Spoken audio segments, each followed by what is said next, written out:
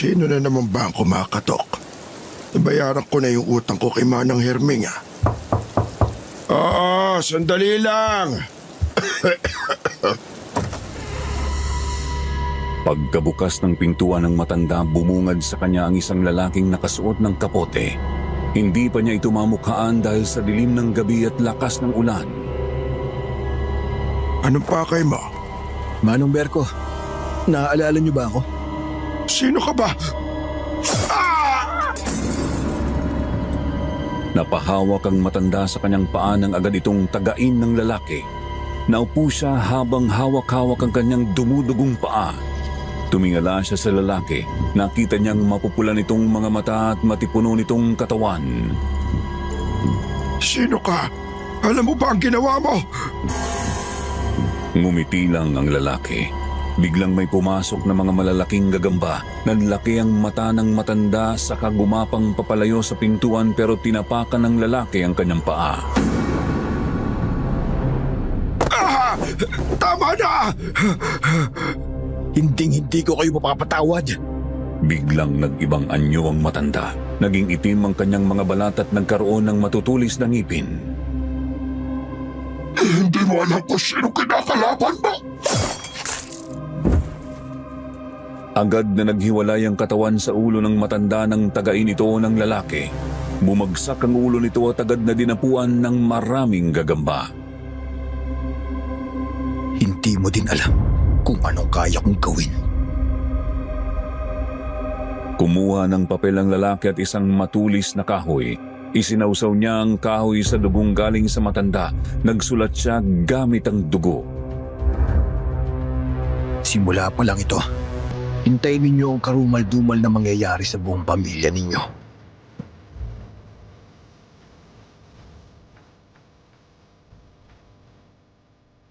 Magandang araw sa lahat ng tagapakinig at sa buong team ng Sitio Pangil. Ako po si Tommy, hindi totoong pangalan. 52 years old, isang OFW dito sa Saudi Arabia. Nagpadala ako ng liham sa inyo matapos kong marinig ang maraming episodes ng Aswang True Story sa channel ninyo.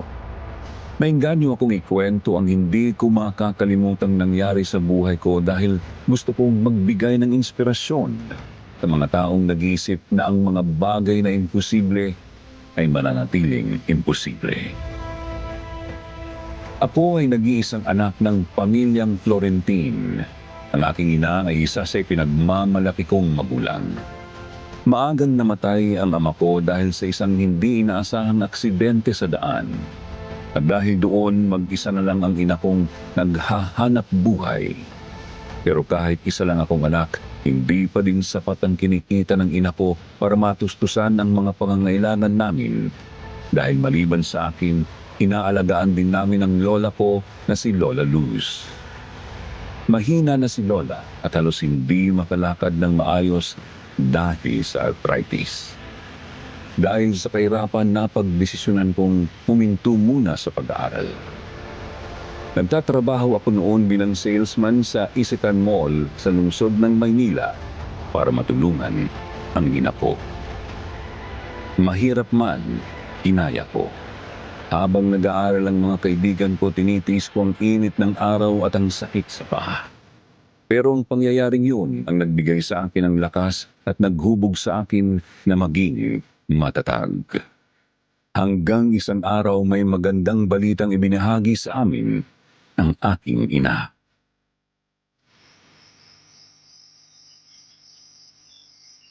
Tommy, napakabuti ng Diyos. May pag-asa na ako makapag-abroad. Abroad?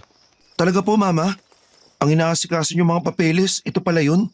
Oo, ngayon ko lang sinabi dahil gusto kong sorpresahin ka. Makakapag-aral ka na sa sunod na taon, anak.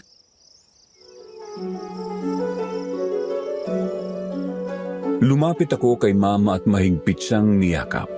Niyakap niya din ako pabalik. Hindi nagtagal, naramdaman kong namasa ang aking damit.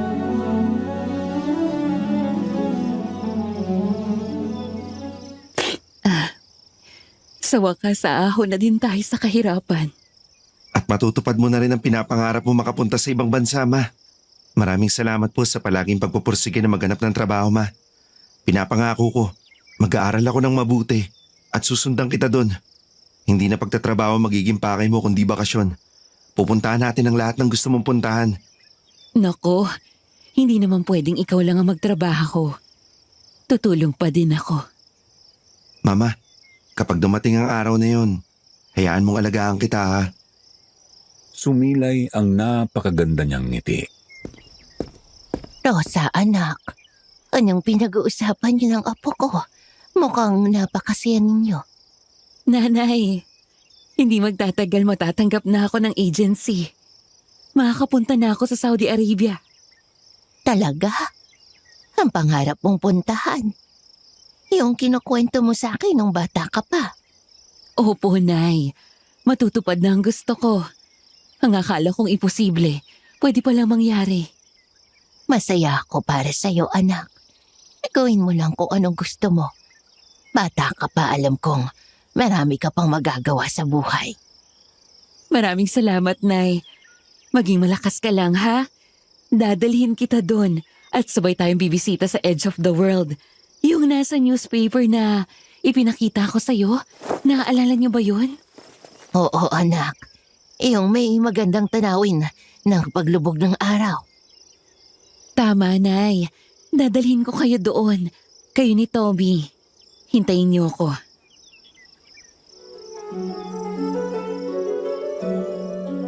Tumango si nanay at hinawakan ang kamay ni Rosa. Nagtitigan sila at yun ang pinakamagandang alaala na hindi ko makakalimutan.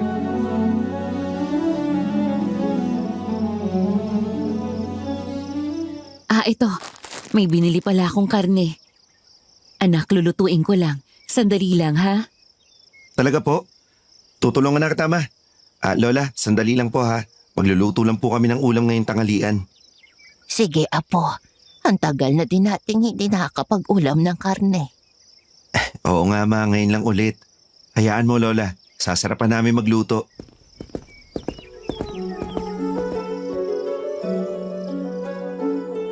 Pumunta na kami sa kusina. Tinulungan ko si Mama maghiwa ng mga sahog habang sinimula na niyang gumawa ng apoy. Lumapit ako sa kanya. Nasa kamay ang perang inipon ko.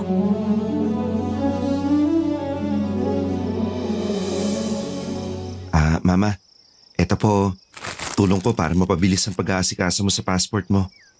Ano yan, Tommy? Bakit mo binibigay sa akin ang sweldo mo? Mas kailangan mo yan. Hindi. Gusto ko po talagang ibigay sa'yo, Ma. At saka, hindi pa naman ako nag-aaral eh. Wala pa po akong pinagagastusan. Pero anak, Mama, alam kong ibabalik mo pa itong ipon ko ng triple. Hayaan mong makatulong ako sa'yo ngayon pa lang. maraming salamat, anak. Ang swerte-swerte ko talaga sa'yo.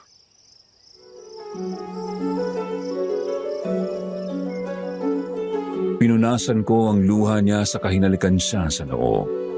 Sa mga oras na yon, iniisip ko na lang na sana palaging ganito ang buhay namin. Ano yun? Anong nangyari? Si Lola! Nakita namin si Lola Luz na nakaupo sa may pintuan habang may hawak na papel na halos mapunit na dahil sa pagyukom niya.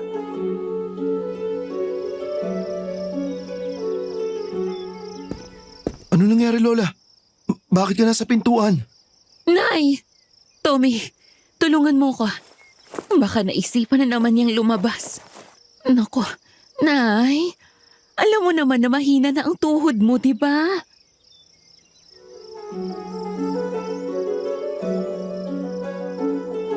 Tinulungan kong itayo si Lola at iupo sa malapit na upuan. Nakita ko siyang tulala. May halong gulat at galit sa kanyang mga mata. Nakatingin pa din siya sa labas kaya napalingon ako. Sa malayo, may nakita akong isang figura na nakasuot ng itim na damit at nakasombrero. Tumingin ako kay Lola at doon ko na kumpirmang nakatingin nga siya sa figura. Ano problema, Lola? May ginawa ba sa inyong lalaki? Anong hawak niyong papel? Inilayo niya ang papel sa akin at tumingin sa amin ni Mama. Lumingon ako sa labas at wala na doon ang figura.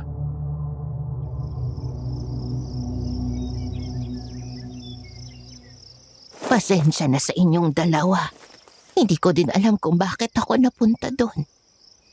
Nanay, mag-iingat ka palagi. Nag-aalala kami ni Tommy sa'yo. Kung gusto mong lumabas o maglakad, sabihan mo lang kami, ha? Alam mo naman na mahina na ang tuhod mo.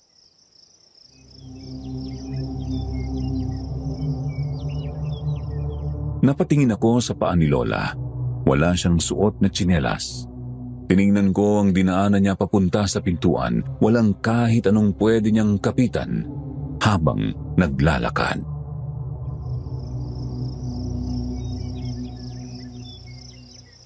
Nakapaglakad si Lola dito nang walang alalay? Oo anak, pasensya na. Hindi na mauulit. Tommy, bantayan mo ang lola mo. Ako na magluluto. Tapos ka naman na din maghiwa ng mga sahog. Opo ma, huwag na po kayo mag-alala. Ako na pong bahala kay Lola.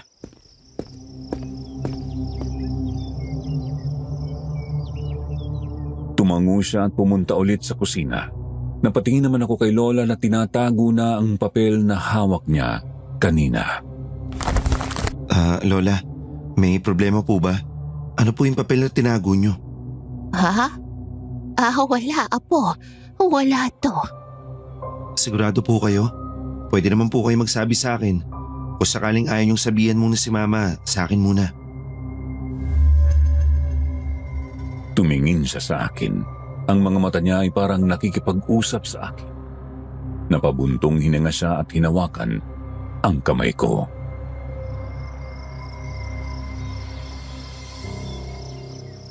Apo, pupunta ako sa baryo kung saan ako nakatira noon. Ako lang. Po? Teka Lola, mahina na kayo para umuwi mag-isa. At anong baryo? Bakit kayo pupunta ron? Kaya ko pa ang sarili ko, apo. Huwag kang mag-alala. At yung pupuntahan ko ay ang lugar kung saan ako lumaki noon. Pamilyar na sa akin ang baryo. Kahit na po. Alam kong hindi papayag si Mama kung marinig niya to. Papakiusapan ko siya. May mabigat akong dahilan kung bakit ako uuwi doon.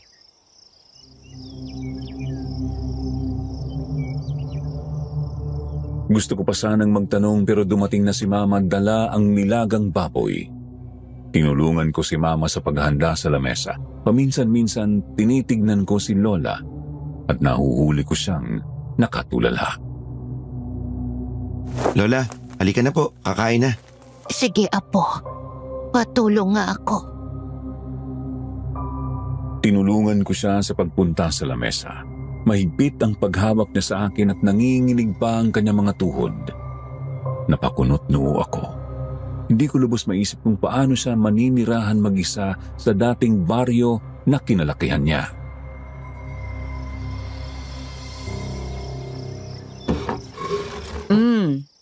Nanay, ito ang sayo.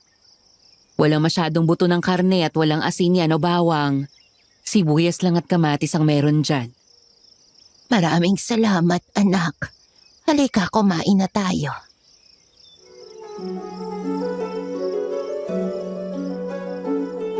Kumain na kami. Ang pagkain lang namin ni Mama ang may kumpletong sahog. Hindi si Lola Luz mahilig sa asin o bawang kasi mas masarap daw kapag katas lang ng pagkain ang kanyang nalalasahan. Napatingin ako kay Lola at kay Mama.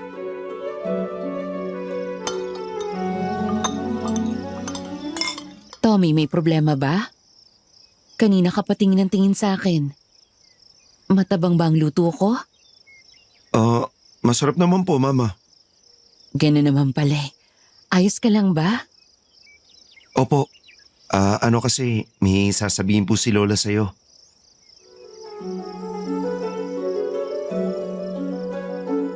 Napatingin ako kay Lola Luz na huminto sa pagkain at tumingin sa amin ni Mama. Seryoso ang kanyang mga mata. Hindi ko madalas makita ang ganitong ekspresyon niya. Palaging nakangiti at masaya si Lola Luz.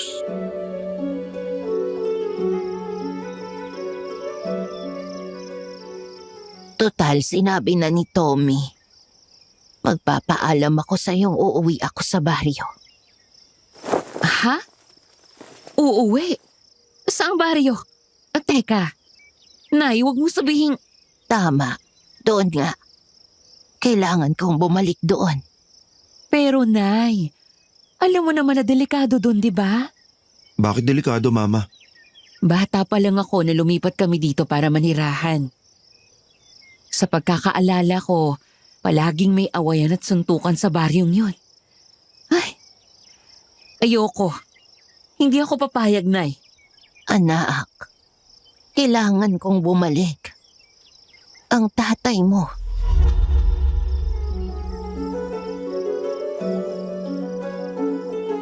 Natahimik kaming dalawa. Ngayon ko palang narinig ang tungkol sa lolo ko. Hindi nila parehong kinikwento ito sa akin kaya nagulat ako.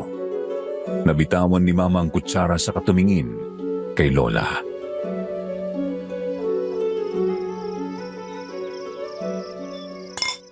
Patay na ang tatay mo, Rosa. Ngayon ko lang nalaman. Ano? Si tatay? Oo. Kaya kailangan kong bumalik doon at asikasuhin ang lahat ng naiwan niya. May galit ang ina mo sa tatay niya. Malupit ang asawa ko kay Rosa. Paraan ito ng pagdidisiplina niya sa kanya nung bata pero hindi na namin nakaya kaya umalis na kami. Kaya hindi namin nakukwento ang lolo mo sa'yo. Ayaw naming pag-usapan ng nakaraan. Pero kailangan ko din itong sabihin sa kanya. Kailangan niyang malaman. Paano niyo nalaman ng lahat, Lola? Ang nakita mong papel kanina. Nandoon ang liham. Galing yon sa naninirahan doon sa baryo. Kilala niya ako kaya alam niya ang address kung nasaan ako ngayon. Hindi pa din ako papayag, Nay. Anak, alam kong nag-aalala ka para sa kaligtasan ko. Pero kaya ko. Anong kaya? Nay, hindi ka na nga makalakad ng maayos tapos ikaw lang ang pupunta. Ano bang pakay mo doon? Wala naman na siya, diba? Asawa ko siya, Rosa. Kung kailan matutupad na yung mga pangarap ko, saka naman. Hindi ko sinasabing wag mong ituloy ang pangingibang bansa mo, Rosa.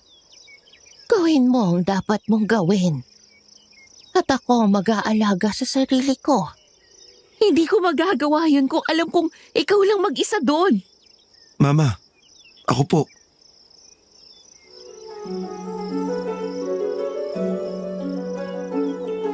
Napatingin silang dalawa sa akin. Napakunot noo si Mama na parabang ayaw niyang marinig ang susunod kong sasabihin. Mama, ako na po ang bahala kay Lola. Sasama po ako. Apo, hindi na kailangan. Paano ang trabaho mo sa mall? Ayos lang po. Alis na naman na rin ako sa trabaho. Bakit, anak? Anong problema? May nangyari ba? Wala naman, Ma. Gusto ko lang po maganap ng trabahong may mas malaking sweldo. Pero ngayon, mas nangingibabaw sa akin na samahan muna si Lola sa baryo. Tapos saka na ako maghahanap ulit ng trabaho. Hindi mo na ako kailangang isipin, Apo. Ayoko maging sagabal sa mga pangarap niyo. Lola, huwag niyong isipin na ginagawa ko ito kasi walang ibang paraan. Mula po sa puso ko ang pagtulong sa'yo. At gusto ko rin po na siguraduhin ligtas ka. Apo,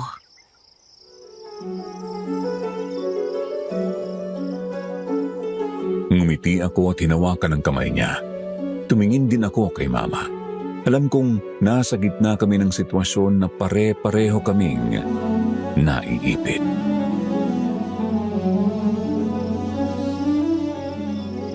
Anak, maraming salamat ha. Lalo na sa laging pagtulong mo sa amin. Hayaan mo, kapag nakasweldo ko, ibibigay ko lahat ng gusto mo. Mama, hindi na kailangan. Kayo pa lang ni Lola. Napuna na ang lahat ng gusto ko sa buhay. Anak ko, gagawin ko ang lahat para sa'yo. Nag-aalala pa din ako dahil hindi ako nagtitiwala sa mga tao doon. Kaya pakiusap. Mag-ingat kayo ni nanay doon, ha? Kung kailangan ninyong bumalik sa Maynila, Bumalik kayo kaagad, okay?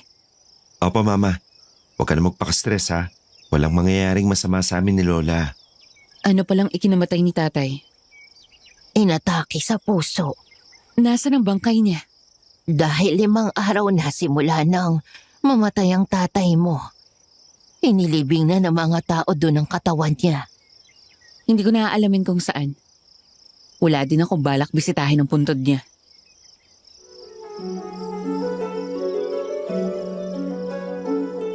Bumalik na kami sa pagkain. Ramdam ko pa din ng tensyon. Hindi na ako pumagitna sa dalawa. Tinapos ko lang ang pagkain at naghanda na kami sa pag-alis. Gusto kasi ni Lola na ngayon na mismo kami pumunta sa baryo.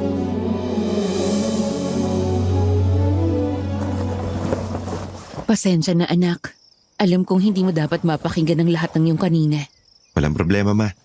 Kinuwento na po sa akin ni Lola ang nakaraang pagsasamahan niyo ni Lolo. Oo anak. Hindi ko siya mapapatawad sa lahat ng ginawa niya sa akin. Ang inaantay kong paghingi niya ng tawad ay hindi man lang niya nagawa. Hindi ko mapigilan si nanay na bumalik doon dahil alam ko may pagmamahal pa din sa puso niya. Pero anak, tandaan mong sasabihin ko. Huwag na huwag kang magtitiwala sa kahit sino. Kung may awayan sa baryo, huwag kang lalabas ng bahay. Manatili lang kayo sa loob ni nanay, ha? Opo, Ma. Huwag na po kayo mag-alala. Pagkatapos din ng 1 linggo, kukumbinsihin ko na si Lola na bumalik dito. Ipapanalangin kung walang masamang tao kayong makaharap. Hindi ko alam kung may landline sa inyo pero kung mayroon tumawag kayo agad sa akin.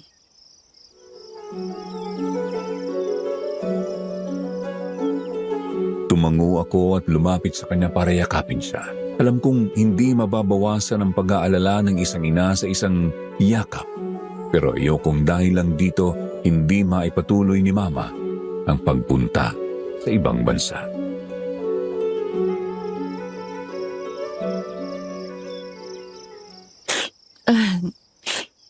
O siya, tumawag na ako ng tricycle na sasakyan niyo. Pagdating niyo sa terminal ng jeep, dun kayo sumakay.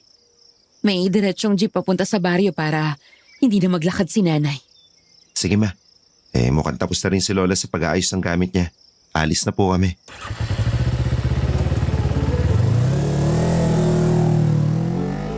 Kumaway kaming pareho ni Lola kay Mama. Nakita ko sa mga mata niya ang lungkot at pag-aalala. Nag-thumbs up ako sa kanya para gumaan na ang kanyang pakiramdam. Habang nasa daan, tahimik lang kami ni Lola. Panay ang tingin ko sa kanya. Hindi ko alam kung anong iniisip niya ngayon. Masyado siyang seryoso.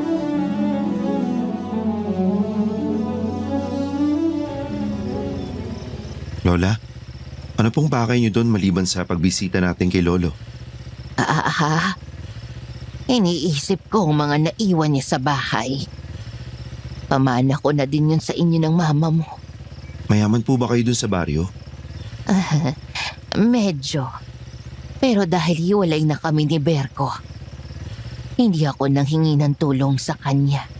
Naawa nga ako sa inyo kasi kayo ang kumakayod para matulungan ako.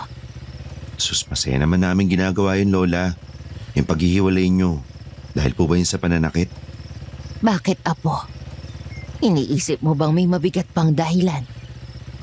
Wala naman po. Hindi niyo po kasi nakukwento sa akin si Lolo. Gusto ko sana siya makilala eh. Gusto kong iligtas ang anak ko. Iligtas? Tulad nga ng sinabi ng mama mo. Mapanganib ang barangay. Kaya nga, ayaw sana kitang sumama. Lalong sasama po talaga ako sa inyo kung ganun pala ang sitwasyon. Ipagtakbo para makahingi ng tulong, hindi nyo magagawa. Kaya kailangan nyo talaga kami, Lola. Basta, Apo, tandaan mong baguhan ka lang sa baryo. Huwag kang kikilos ng hindi ko alam. Huwag kang lalabas ng hindi ko nalalaman na iintindihan mo ba. Opo, Lola.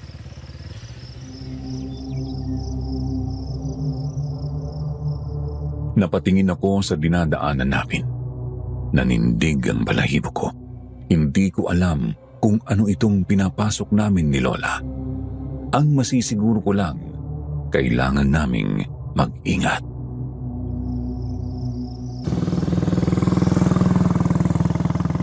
Manong, dito na lang kami. Ito ang bayad. Lola, hawakan mo ang kamay ko. Baka matumba ka. Ayos lang ako, iho. Yung mga gamit na lang natin ang buhatin mo.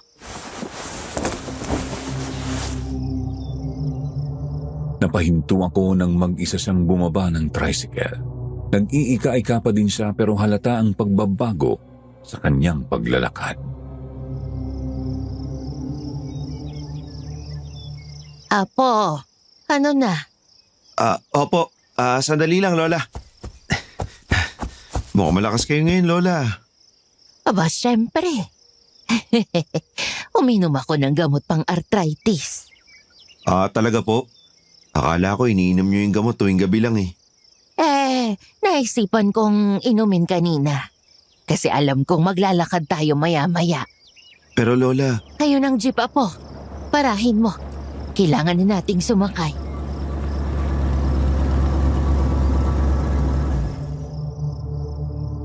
Napatingin ako sa paandar ng jeep. Agad akong kumaway para makita kami ng driver. Napansin niya naman kami kaya huminto siya at sumakay na kami ni Lola. Habang nasa biyahe, hindi ko mapigilang makatulog dahil sa pagod. Hindi ko alam kung ilang oras kami sa biyahe. Naramdaman ko na lang na tinapik ni Lola ang balikat ko kaya nagising ako. Iho, nandito na tayo. Sandali lang, Manong. Bababa na kami. Kahit na nahihilo pa ako, kinuha ko ang mga gamit at bumaba sa jeep. Lumingon ako kay Lola na nakaharap sa bungad ng baryo. Tahimik ang buong lugar. Mapapansin talagang nasa probinsya kami. Sariwang hangin at maraming mga puno.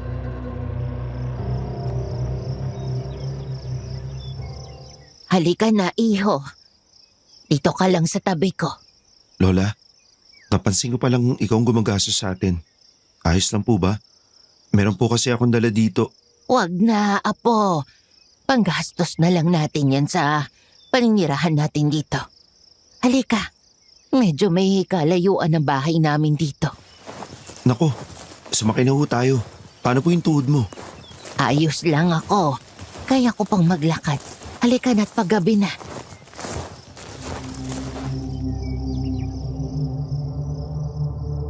Pinagmasdan ko si Lola na nag-iika-ika pa din. Gamit ang isang kamay ko, hinawakan ko ang braso niya at inalalayan siyang maglakad. Mawa ka sa akin, Lola. Baka madapa ka. Hindi. Kaya ko na ang sarili ko, Apo. Di mo na ito kailangang gawin.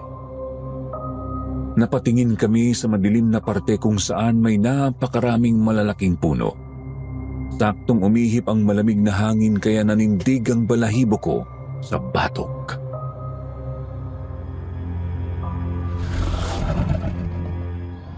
Tommy, magmadali ka. Ano yun, Lola? Narinig mo rin ba? Ha? Anong narinig? Wala naman. Tumingin siya ng diretso sa daan habang ako naman ay panay ang lingon. Hindi nagtagal, may nakita akong pulang mga mata na nakatitig sa amin. Lola, ano po yun? May nakita akong pulang mata. Tommy, huwag kang lilingon. Bago ka pa lang dito. Nakaramdam ako ng bigat sa dibdib. Humigpit na din ang hawak ko sa mga dala namin. Hindi ko alam kung tao o hayop ba ang nakita ko. Lola, dito ka. Parang lumalapit sa atin ang kaluskus. Biglang huminto si Lola Luz kaya napatingin ako sa kanya. Nakatitig siya sa parte kung saan nanggagaling ang ingay.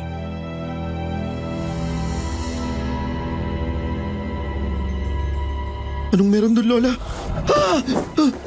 Huwag mong ipakitang natatakot ka. Napahawak ako sa dibdib ko nang biglang may magpakitang malaking aso sa amin. Pula ang mga mata nito at nakikita ko pa ang naglalaway nitong bibig. Baka sumugod siya sa atin, Lola. Mirabis! Hinila ko si Lola papalayo pero hindi siya natinag. Nakipagtitigan siya sa aso habang bigla itong umatras na parabang natatakot. Tumakbo papalayo ang aso sa amin kaya mas lalo akong naguluhan.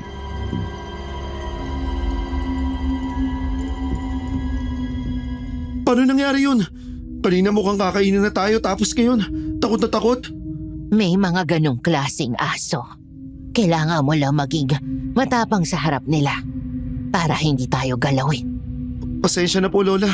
Hindi ko napigilang matakot. Ayos lang yan, Apo. Alam kong natatakot ka pa sa kanila dahil sa nangyari sa'yo noon. Yung hinahabol at kinagat ka ng aso. Oo nga po. Kaya din nanginginig talaga ako sa takot kapag nakakita ako ng aso. Hinawakan niya ulit ako sa braso. Ngumiti siya saka nagpatuloy kami sa paglalakad. Lahat tayo may kinatatakutan, Apo. Pero nasa atin na kung paiirali natin ang takot o lalabanan natin ito. Apo, Lola. Lalabanan ko na ang kinatatakutan ko. Susubukan ko.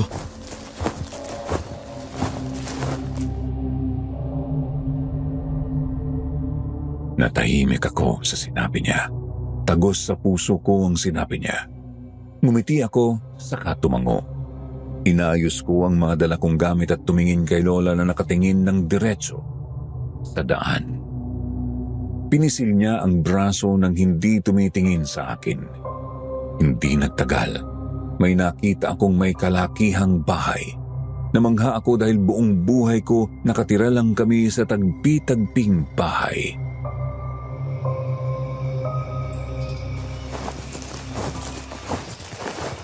Lola, ang ganda ng bahay na yan, ha. Malaki at talatang mayaman ang nakatira. Siguro kung dyan ako nakatira, mapapasabi ako mayaman na ako. Diyan tayo titira. Po, ano pong ibig niyong sabihin, Lola? Yan ang dating bahay namin, iho. Diyan nakatira ang lolo mo. Wow, talaga po ba? Ang yaman niyo pala, Lola. Ipapamana ko tong bahay sa inyo ng mama mo. Di ako makapaniwala. Akala ko hindi ko mararanasan na makapasok sa bahay na tulad nito. Siguro nagbabaka sakali siyang babalik tayo. Kung nasan man ngayon si Lolo, masaya siyang nakikita ka ngayon.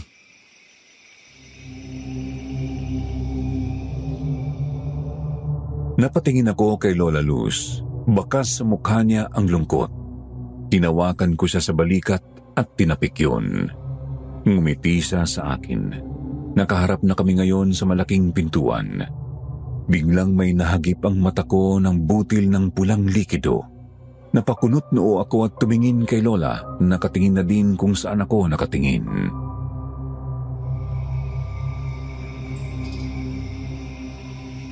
Ano ito? Ay, mukhang tulad pa din noon. Ang hilig ng lolo mong kumain ng ketchup sa labas.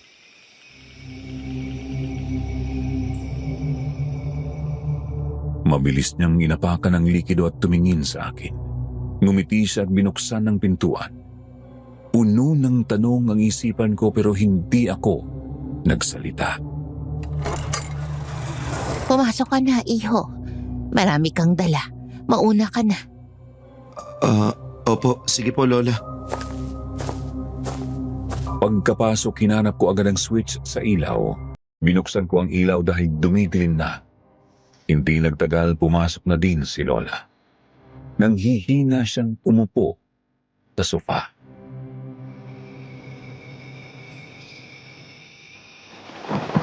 Masakit po ba ang tuhod niyo, Lola? Gusto niyo po bang pahiran ko ng langis? Ayos lang, iho. Hindi na kailangan. Gusto ko na munang magpahinga. Ikaw ba? Gusto mo bang kumain muna bago matulog? May tinapay po akong dala dito. Sandali lang po. Magtitimpla lang po ako ng gatas.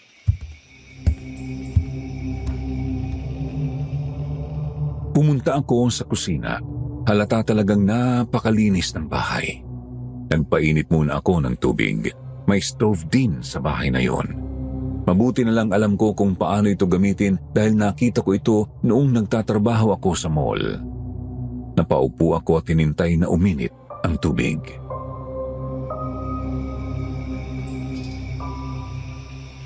Ang tahimik dito. Malaki nga ang bahay. Pero ramdam ko naman yung bigat ng paligid. Ganito ba talaga yung pakiramdam kapag mayaman ka? Maganda ang bahay, pero may kulang pa rin. Kung dito kami ni Mama titira, siguro babalik ang saya dito. Ano yun?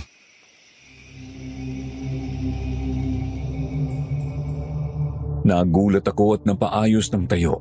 May nakita akong maliit na bintana. Dahan-dahan akong tumingin doon at tinignan kung ano ang kumalabog. Bumungad sa akin ang napakadilim na paligid. Sa malayo may nakita akong gumagalaw na figura. Sinubukan kong tingnan kung ano yon nang biglang nakita ko na naman ang pulang mga mata. Pero ngayon, hindi lang isa, kundi dalawa. Kasabay noon ay ang pagtalsik ng likido sa paligid. Napatago ako.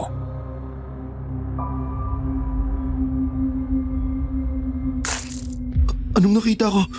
Parang may kinakain. Ramdam ko ang dagundong ng dibdib ko. Dahan-dahan akong napatingin ulit. Wala na. Teka, namamalikmata lang ba ako?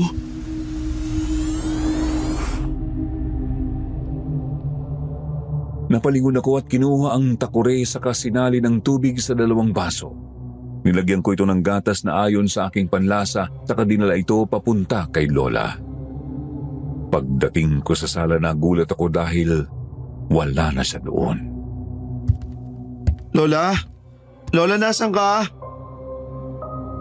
Nakaramdam ako ng kaba. Hindi ko alam kung saan pumunta si Lola o kung may pumasok ba sa bahay. Maraming masasamang senaryo ang pumapasok sa isipan ko nang biglang narinig kong bumukas ang pintuan sa isang kwarto.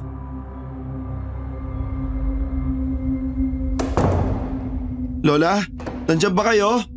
Apo, Lola, kayo pala ang nasa kwarto. Kala ko kung sino. Ano pong ginagawa niyo sa loob? Laki kasi ng bahay, parang haunted house. pasensya na. Kwarto ito ng lolo mo. Lahat ng alaala ko sa kanya nasa loob. Ganun po ba? Pasensya na, Lola. Akala ko kasi may nangyari sa'yo. Eto na po yung gatas niyo. Maraming salamat, Apo. Gusto mo bang pumasok sa loob? Opo, Lola, kung pwede po. Oo naman. Bakit naman hindi?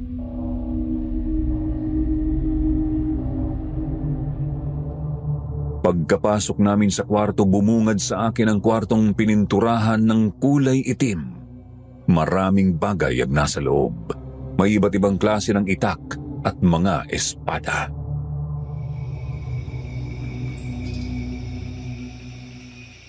Ang dami palang ganito ni Lolo. Ang tutulis. Oo, iho. Mahilig kasi mga noon ng lolo mo. Kaya meron siya niyan. Mag-ingat ka lang ha, at baka masugatan ka. Siya po ba si Lolo? Oo, siya nga.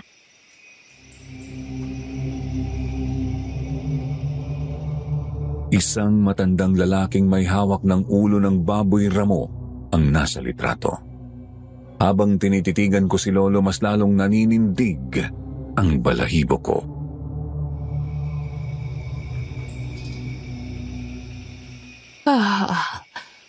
Gusto mo na bang matulog, Apo? May isang kwarto pa doon. Opo, ubos na rin po yung gatas sa tinimpla ko. Ikaw, Lola. Matutulog na din ako. Dito na lang ako, Apo. Huwag kang mag-alala. Kung kailangan, hihingi ako ng tulong sa'yo. Doon yung kwarto. Matulog ka na po. Nandito lang po ako.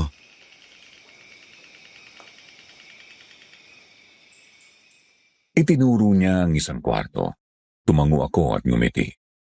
Inabot ko ang noo ni Lola at hinalikan yun. Pumunta na ako sa kwarto at nang makita ko ang malinis na kama, agad akong napahiga.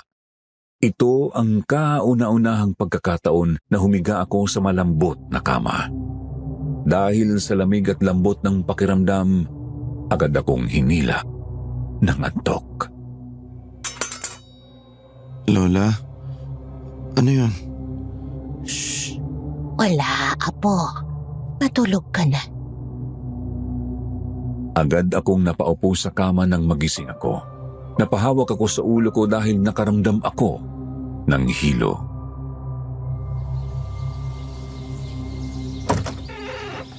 Apo, gising ka na pala. Kumain na tayo. May niluto akong nilagang baboy. Lola, kagabi nagising ba ako? Nandito po ba kayo sa kwarto ko? Ha? Hindi ako pumunta dito. Baka nananaginip ka lang. Baka nga po.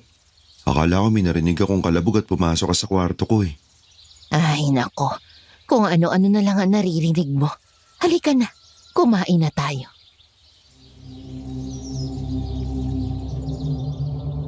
Napahilamos ako at inayos ang hinigaan ko. Pagkatapos, naglakad na ako papunta sa kusina. Nandoon na si Lola. Masayang naghihintay sa akin.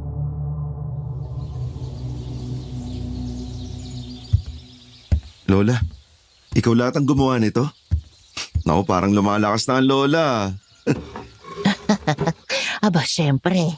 Alam kong wala dito ang mama mo. Kaya ako na muna ang mag-aalaga sa'yo. Lola, ako po dapat. Doon nga sa bahay, hindi kayo pinapagalaw eh. Nako, alam mo ba, kaya siguro mahina ako kasi palagi akong walang ginagawa. O siya, kumain ka na, lumalamig na ang pagkain. Wow, baboy. Saan po kayo nakabili niyan? Ah, may dumaan kanina. Bumili ako. Meron palang dumadaan ang tagtitinda ng baboy dito? Ay, napakarami mong tanong. Alam mo, Apo, malamig na ang pagkain. Kumain na tayo. Maraming salamat po, Lola.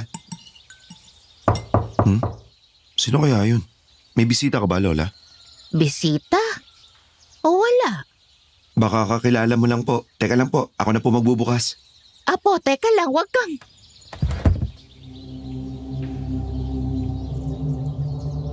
Bumungad sa akin ang isang matandang lalaki na may hawak na maliit na kaserola.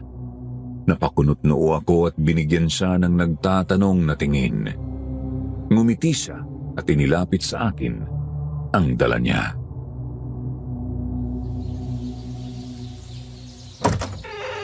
Magandang umaga.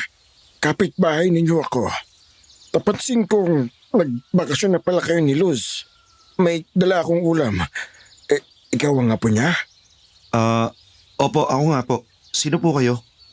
Kaibigan. Tommy, sinong nandyan? Hindi ka dapat nagbubukas ng pintuan kahit kanino. Ikaw, anong ginagawa mo dito? May pagkain akong niluto. Kumain na ba kayo? Tapos na kaming kumain. Kumakain pa lang. Baka gusto ninyong tikman ang niluto ko. May ulam na kami. Lola, nakakaya naman po sa kapitbahay natin. At saka di ba, ayaw po nating may makaaway dito. Opo, kumakain po kami ngayon. Pasok po kayo, magsalo-salo tayo. Teka, Tommy. Lola, humawa ka sa akin, baka madapa ka. Mahina na pala ang tuhod mo, Luz. Tumatanda na ako. Ano pa bang inaasahan mo? Mawalang galang na po. Ano po palang pangalan nyo? Ako si Otto. Tawagin mo na lang din akong lolo. Sus, tawaging lolo. Lola, may sinasabi ka po ba? Ay, magpatuloy na tayo sa pagkain.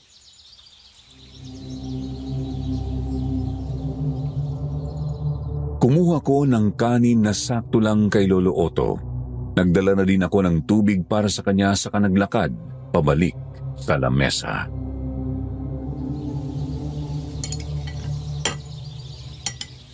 Kumusta ka na, Luz? Ilang taon na din tayong hindi nakikita. Sa ilang taon na yun, hindi mo pa din ako tinitigilan. Ikaw lang ang pinili ko sa buong buhay ko, Luz. May asawa na ako. Pero wala na siya, di ba? Huwag mong sasabihin yan sa harapan ko. Luz, paano kita makukuha? Ikaw lang ang mahihirapan sa ginagawa mo, Otto. Itigil mo na to. Anong pinag-uusapan nila? Bakit parang dati silang may malalim na connection sa isa't isa?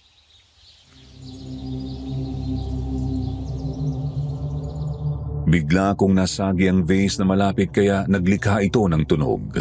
Sabay silang napalingon sa akin. Napakamot ako ng ulo sa kalumapit sa kanila dala ang kanin at tubig.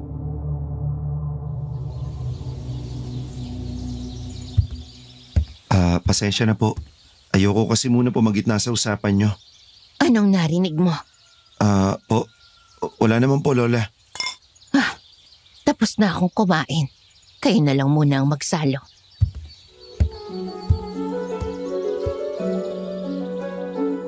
Tinundan ko ng tingin si Lola hanggang sa pumasok siya sa kwarto ni Lolo Berko. Nahihiya akong napangiti kay Lolo Otto at sinaluhan siya sa pagkain.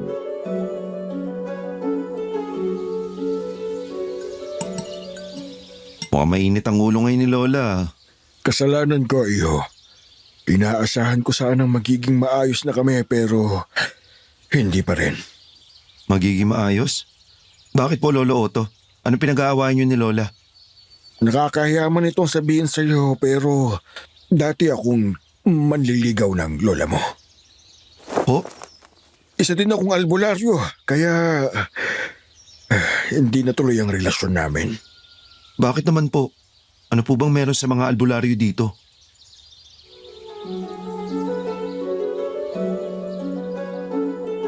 Napahinto siya sa pagkain. Gulat siyang tumingin sa akin na parang may sinabi akong hindi na inaasahan na marinig. Bakit po? Hindi mo alam? Ang alin po, Lolo Otto? Nagtitigan kami bago siya umiwas ng tingin sa akin. Uminom siya ng tubig sa kadahan-dahan na tumayo. Maraming salamat sa kanin, iho. Sana nagustuhan ninyo ang pagkain na dala ko. Lumabas na siya at iniwan ako doong puno ng tanong.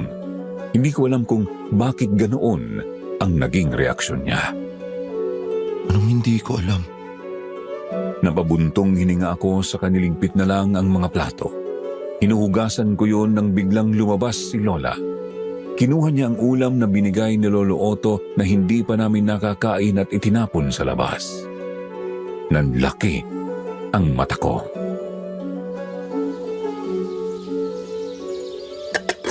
Lola, bakit niyo po tinapon? Mapanling lang ang albularyong yon. Huwag na huwag kang lalapit ulit sa kanya. Naiintindihan mo? Apo, pasensya na. Para din ito sa kaligtasan mo.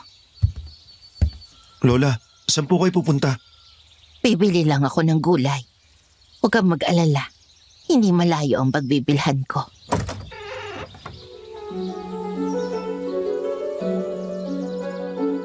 Bago pa man ako makasagot, umalis na siya.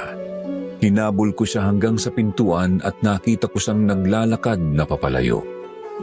Napahilot na lang ako sa sentido saka bumalik sa lababo. Hindi ko sila maintindihan. May kakaiba sa bawat salita nila. Parang may tinatago sa akin. Ano yun? May bisita na naman. Parang dagundong sa puso ko ang bawat katok sa pintuan. Dahan-dahan akong lumapit. Hinahanda ang sarili ko sa anumang pwedeng mangyari.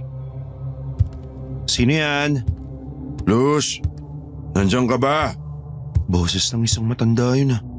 Pero hindi yun boses ni Lolo Otto. Ano pong pakay nyo? Hindi siya nagsalita. Tiningnan niya ako sa kadahan-dahang napangiti. Ang ngiti niya ay nagbigay sa akin ng tindig sa balahibo.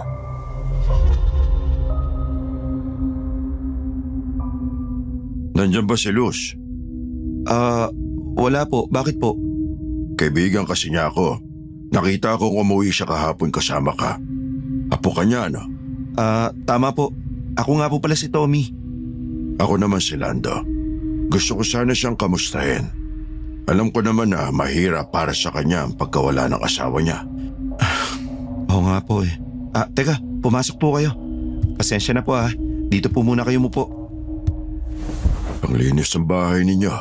Parang walang nangyari. Po? Anong nangyari? Mukhang natatakot ka sa akin, iho. Huwag ka mag-alala. Hindi kita kakainin. Kakainin? Biro lang. Nagbibiro lang ako. Gusto niyo po ba ng kape? Ipagtitimpla ko po kayo. Hindi na. Huwag na iyo. Hindi din naman ako magtatagal. Anong ginagawa niyan dito?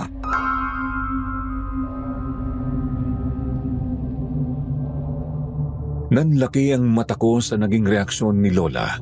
Ngayon ko pa lang siya nakitang sobrang galit.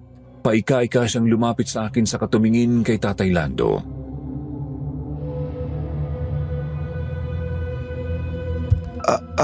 Lola, si Tatay Lando po. Kaibigan niyo daw po siya. Wala akong kaibigan. Hindi ko siya kaibigan. Lumayas ka. Umalis ka na. Kailan ka nalumpo? Umalis ka na bago magbagong isip ko. Lola, kumalma na po kayo. Lumayas ka. Ano nangyari dito? Bakit ka sumisigaw, Luz? Lolo Otto, Teka, ikaw? Biglang nagkatinginan sila ni Lola Luz. Agad na hinila ni Otto si Tatay Lando palabas ng bahay. Tatay Lando, Lola, bakit po sila nag-aaway? Apo, huwag kang lalabas. Delikado. Pero, Nangako ka sa mama mo. Makinig ka sa akin. Bakit ka bumalik dito? Alam na ninyo yon. Hindi pa tapos ang misyon namin. Akala ninyo mananalo kayo? Napatingin ako sa dalawang nag-aaway pa din. Nagpapalitan sila ng suntok kaya hindi ko na napigilang kumawala sa hawak ni Lola at tumakbo papalapit sa kanila. Tommy! Otto, ang apo ko! Humarap ako kay Lolo Otto. Nakita kong halos lumobo na ang kanyang mata dahil sa lakas ng suntok ni Tatay Lando. tumigil na po kayo! Napaupo ako nang biglang may maramdaman akong matigas na bagay na tumama sa likod ng ulo ko. Nahihilo akong tumingin sa likod. Nakita kong may hawak si Tatay Lando na kahoy. Tommy! Walang iya ka, Lando! Dahil sa lakas ng pagkakapalo sa ulo ko, nawalan ako ng balanse at napahiga sa damuhan. Nakita kong nagpatuloy sa pag-aaway sila Tatay Lando at Lolo Otto. Bago ako tuluyang mawalan ng malay, nakita kong nagmamadaling lumapit sa akin si Nanay Luz. Apo ko! Tommy! Tommy! Naalimpungatan ako nang may maramdaman akong malamig na bagay na dumapo sa noo ko.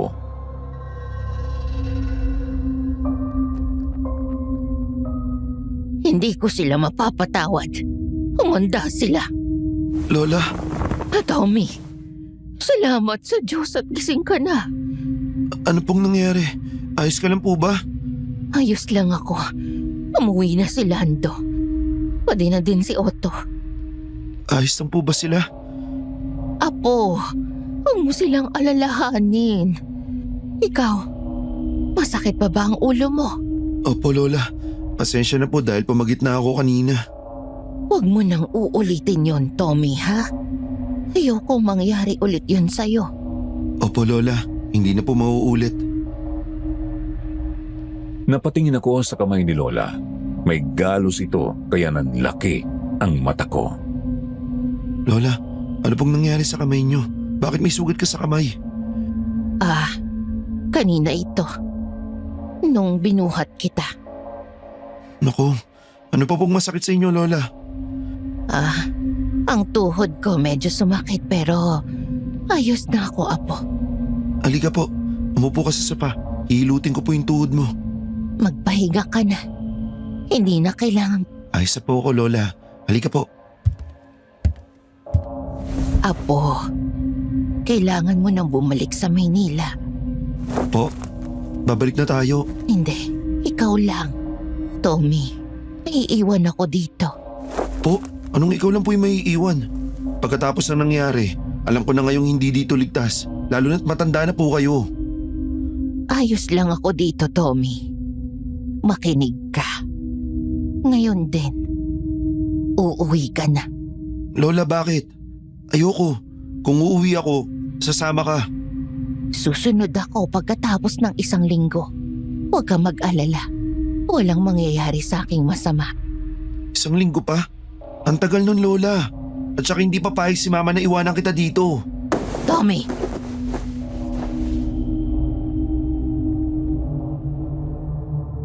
Gulat akong napatulala kay Lola Luz. Ramdam ko ang tensyon sa aming dalawa. Magsasalita na sana ako nang pareho kaming mapalingon sa pintuan.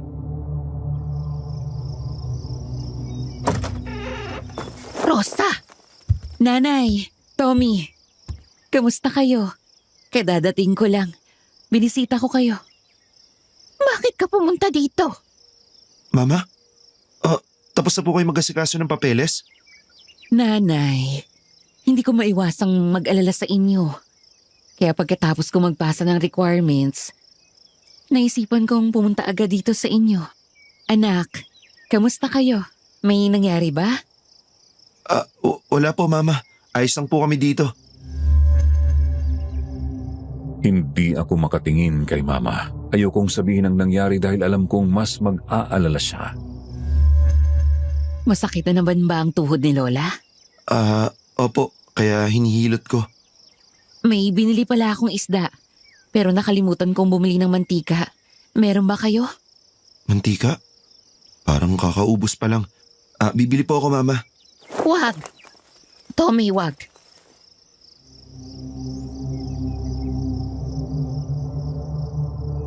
Napatingin sa amin si Mama. Halatang naguguluhan. Ngumiti ako. Pilit na pinapakita kay Mama na ayos lang ang lahat. Hindi po ako magtatagal. Gusto ko munang lumabas. Masyadong maraming pumapasok sa isipan ko. Ngayong nandito na si Mama, gusto ko nang malaman kung anumang tinatago ni Lola sa amin. Naghanap ako ng tindahan at may nakita akong isang maliit na tindahan.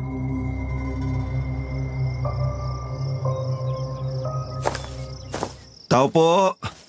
Tao po! Pabili nga po! Anong bibilin? Mantika po. Magkano? Merong Jess at meron ding 5 piso. 2 tag-Jess po. O sige, sandali lang iyo.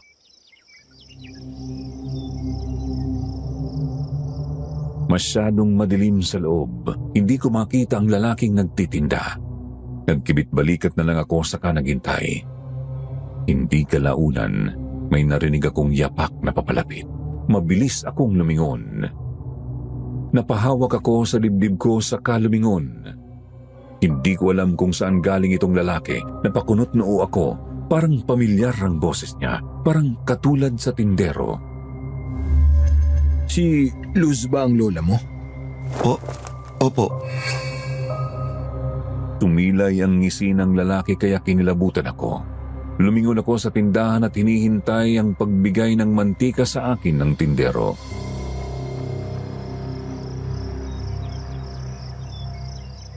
Iyo, kung tama ang nalaman ko, lumayas sa inyo ang lola mo. Po? Anong lumayas? Noong lumabas ka, saktong lumabas din ang lola mo. Hinahabol siya ng ina mo. Ano? Bakit alis si Lola? Bigla kong naalala ang pilit niyang pagpapaalis dito sa baryo. Walang pagdadalawang isip, tumakbo ako papunta sa bahay. Alam ko kung saan sila pumunta. Tutulungan kita. Napahinto ako sa sinabi niya. Masyadong okupado ang utak ko dahil sa pag-aalala kaya agad akong tumango. Lumapit ako sa kanya at hindi ko alam kung guni-guni ko lang pero nakita kong ngumisi siya. Papunta dito. Halika. Pumasok kami sa gubat. Panay ang tingin ko sa mga malalaking puno. Umaasang mahahabol ko sina Mama. Habang pumapasok kami unti-unting dumidilim.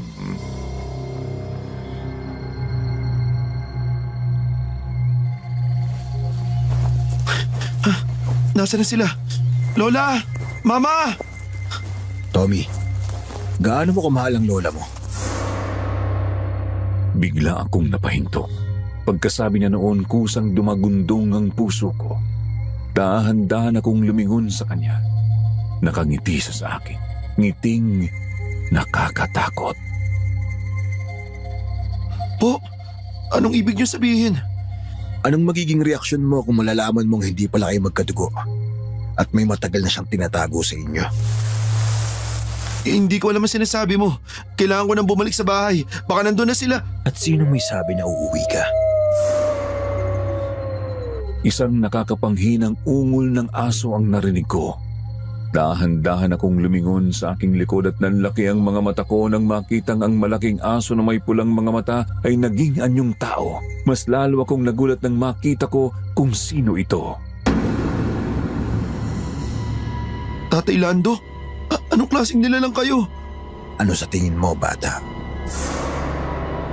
Napatingin ako sa lalaki at nakitang mas lumaki ang kanyang katawan. Tumalas ang kanyang mga kuko at naging mabalahibo ang kanyang katawan. Bago pa man ako makatakbo, may humila sa paa ko kaya ako nadapa. Nagsisisigaw ako, inaasahang may tulong na dadating. Ipapakita ko sa iyo ang iba pa naming kalahing aswang. Paniguradong magugulat ka, Tommy.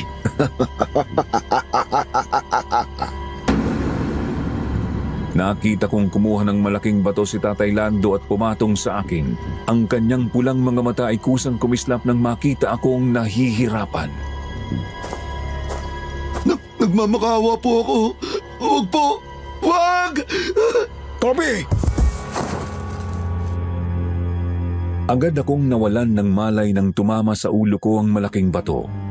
Hindi ko alam kung ilang oras akong tulog pero naramdaman ko na lang na parang lumulutang ako. Nagising ako dahil sa pamilyar na iyak. Anak ko! Pakawalan niyo si Tommy! Mama? Gamit ang natitirang lakas ko, iminulat ko ang mata ko at nakita ko si Mama na hawak ni Lando. May matalas na kutsilyo sa kanyang leeg. Katabi ko naman ang pamilyar na matanda. Duguan siya at halos hindi na makatayo. Lolo Otto! Sa aking kaliwa naman nakita ko ang lalaking nagdala sa akin dito at kaharap niya ang matandang babaeng hindi ko inaasahang makikitang ganoon ang kalagayan. Lola! Maayos siyang nakatayo, parang walang sakit na dinadamdam. Biglang tumalon siya ng napakataas at sinugo ng lalaki. Nanlaki ang mata ko nang makitang naging matulis ang kuko ni Lola at lumaki din ng kanyang katawan. Mas malakas siya sa lalaking kalaban niya. Anak ko! Tommy! Tommy, gising ka na!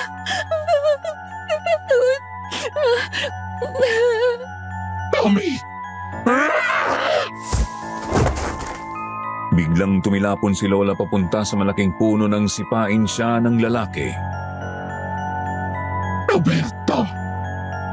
Tama na! Tama na. Hindi ko kayo titigilan hanggang hindi kayo namamatay lahat. Pakawalan mo ang apo ko at anak ko. Kakalimutan ko nangyari to. Hindi mo pwedeng kalimutan, Luz. Gusto kitang magdusa hanggang sa hindi mo na makaya at saka papatayin kita. Isusunod kita sa asawa mong si Berko. Tumayo si Lola mula sa pagkakaupo at pinahid ang dugo sa kanyang labi. Hindi siya ang Lola na nakilala ko. Malakas siya at parang hindi nakakaramdam ng sakit. Aswang ka, Lola? Wala kang karapatan para sabihin ang pangalan niya. Sumugod si Lola at sinakal si Roberto. Sa lakas na pasandal ito sa malaking kahoy. Kahit pa man nasasaktan na ito, hindi ito huminto sa katatawa. Tommy, tingnan mo. Ito pa ang kauwi ko. Tama. Ang lola mo ay isang aswang. Parang tinusok ang puso ko sa sinabi ni Roberto. Kahit alam kong sasabihin niya yun, ngayong nakumpirma, hindi ko alam kung ano ang mararamdaman ko. Ilang sandali lang nanlaki ang mata ko. Ibig sabihin, aswang di kami ni Mama? Gusto niyong malaman ng totoo? Tumigil ka na. Inambahan ng suntok ni Lola si Roberto pero nakailag ang lalaki.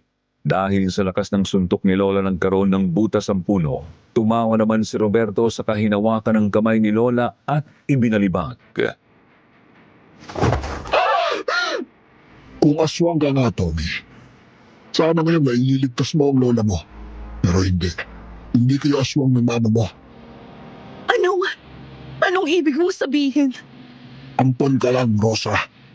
Inampon ka ng aswang mula sa pamilya na pinatay nila. Tama na! Biglang nakaramdam kami ng mabigat na tensyon sa paligid. Napatingala ako kay Mama na pinilit na kumawala sa hawak ni Tatay Lando. Nagawa naman niya pero agad siyang hinabol ni Tatay Lando. Nakita ng dalawang mata ko kung paano tumalsik sa paligid ang dugo mula sa leeg ni Mama nang hiwain nito ni Tatay Lando. Nang hihid na akong napatulala nang napaluhod si Mama kasabay ng pagdaloy ng dugo sa kanyang bibig. Rosa! Biglang tumilapon sa malayo si Tatay Lando. Narinig sa buong paligid ang dagundong nito. Napatingin ako kay Roberto na nagulat sa angking lakas ni Lola. Dahan-dahan siyang napaatras sa kamabilis na tumakbo. Mama, anong gagawin ko? Maraming dugo. Agad kong hinubad ang damit ko at inilagay sa leeg ni Mama. Hindi ko na mapigilang mapaiyak habang nakikita ko ang ina kong nahihirapan sa paghinga. Anak? Mama, huwag ka muna magsalita. Hingi tayo ng tulong. Anak, masaya akong ligtas ka. Hindi. Mama, please, luwabang ka. Tommy, makinig ka. Iligtas mo ang sarili mo. Tommy, Lola, tutulungan niyo ako. Si Mama, kailangan natin siyang dali sa ospital. Anak ko, mahal na mahal kita. Mama, please. Please, lumabang ka. Pupunta pa tayo ng Saudi Arabia, di ba? Bibisita pa tayo sa maraming tourist spots doon. Mama, ayoko mawala ka. Naramdaman ko ang mahigpit niyang hawak sa braso ko na unti-unting natatanggal. Agad kong hinawakan yun at hinalikan. Mama, please. Isang mabigat na paghinga ang kanyang pinakawalan kasabay ng pagtulo ng kanyang luha. Mama, hindi, Mama. Malakas akong napahiyaw habang yakap-yakap ko ang katawan ni Mama. Manhid na ang buong katawan ko. Ang tanging nararamdaman ko na lang ay ang puso kong labis na sumasakit. Rosa! Napatigil ako at tumingala kay Lola. Hindi ko mapigilang ilabas sa kanya ang lahat ng galit ko. Kasalanan mo to. Isa kang aswang. Ikaw ang pumatay sa nanay ko. Sinubukan kong pigilan. Kasalanan mo ang lahat. Hindi kita mapapatawad. Kasabay ng pagsigaw ko ay ang unti-unting pagpatak ng ulan. Lahat kami ay nabasa ng ulan. Nakatulala lang si Lola kay Mama. Lumingon ako kay Tatay Otto. Tahimik lang siyang nakatingin sa aming tatlo. Tulungan niyo po ako, Tatay. Gusto ko magkaroon ng maayos na libingan ng aking ina. Tumango si Lolo Otto at tinulungan akong buhatin si Mama. Sa hindi kalayuan may libingan pala. Buong gabi kaming naghukay. Panay tulo pa din ng aking luha habang iniisip ko ang lahat ng pinangarap naming gawin ni Mama. Kasalanan ko kung bakit ito nangyari. iyo, wala kang kasalanan. Patawarin mo ko. Wala akong nagawa para iligtas ang mama mo. Hindi po. Huwag po kayong manghingi ng tawad. Kayo po ang nagligtas sa akin. Inalala ko ang pangyayari bago ako nawalan ng malay sa gubat. Si Lolo Otto ang tumulong sa akin. Mula sa malayo nakita ko si Lola Luz na nakatayo. Walang reaksyon pero ang kanyang mga mata ay puno ng lungkot. Huminto na ang ulan. Napatingin ako sa puntod ni Mama. Pinahid ko ang mga luha ko sa kanaglakad papalapit kay Lola. Apo, patawarin mo ko. Natigilan siya nang bigla ko siyang niyakap. Hindi nagtagal naramdaman ko ang paghawak niya sa likod ko hanggang sa narinig ko ang munti niyang agulgol. Patawarin niyo ko. Hindi ko kayo nagawang protektahan. Hindi ako nagsalita. Nanatili lang akong nakayakap sa kanya kasabay ng pagsikat ng araw. Kahit na ganito ang nangyari, alam kong hindi kailanman ito ginusto ni Lola. Naaalala ko pa ang pamimilit niya sa akin kahapon na umuwi kaya alam kong balak niya kaming iligtas. Tommy, lahat ng tanong mo, ipapaliwanag ko. At isang ipapangako ko, ipaghihiganti ko ang mama mo. Ayoko po munang pag-usapan lahat, Lola. Gusto ko mailibing sa Mama ng maayos. Tumango si Lola at tinulungan kami ni Lolo Otto. Hindi ko pa din mapigilang mamangha nang makita kong malakas si Lola at walang arthritis. Pagkatapos ng ilang oras na natili kami sa puntod ni Mama, wala ni isang nagsalita. Ang tanging malamig na simoy ng hangin at punin ng ibon ang pumapawi sa katahimikan.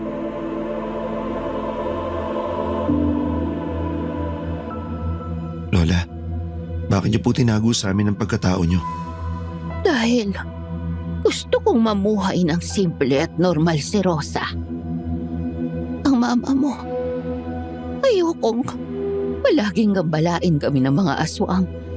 Kaya umalis ako dito. Naiwan ko ang lolo mo dito dahil ayaw niya sa desisyon ko. Ang tungkol sa pagpatay niyo sa pamilya ni Mama. Hindi totoo yun. Nasunog ang bahay nila nung sanggol pa lamang siya. Gusto man namin silang lahat iligtas. Ang sanggol lang ang nakayanan namin. Nandun kami sa sunog na yon dahil hinahabol namin ang masasamang aswang. At isa na yon ay ang lahi ni Roberto. Bakit niya pinag-iinitan ni Roberto? Ano pong ginawa mo sa kanya? Hindi ko na din alam, Apo. Maaaring isa siya sa mga nakalaban namin noon. Pero hindi ko maalala. Masyado kayong maraming kaaway noon. Baka isa nga siya. Pero hindi ko papalampasin ang ginawa niya sa pamilya ko. Alam mo na ba kung sino ang pumatay sa asawa mo? Pinatay si Lolo? Oo, Apo. Hindi ko sinabi sa'yo dahil ayokong isama ka sa gulo. Pero ngayon kasama na ako. Hindi ko sila mapapatawad sa ginawa nila sa mama ko. Apo, Tommy, laban ko to. Lola, hindi ko kaya maghintay lang dito at walang gagawin. Pinatay nila si Mama.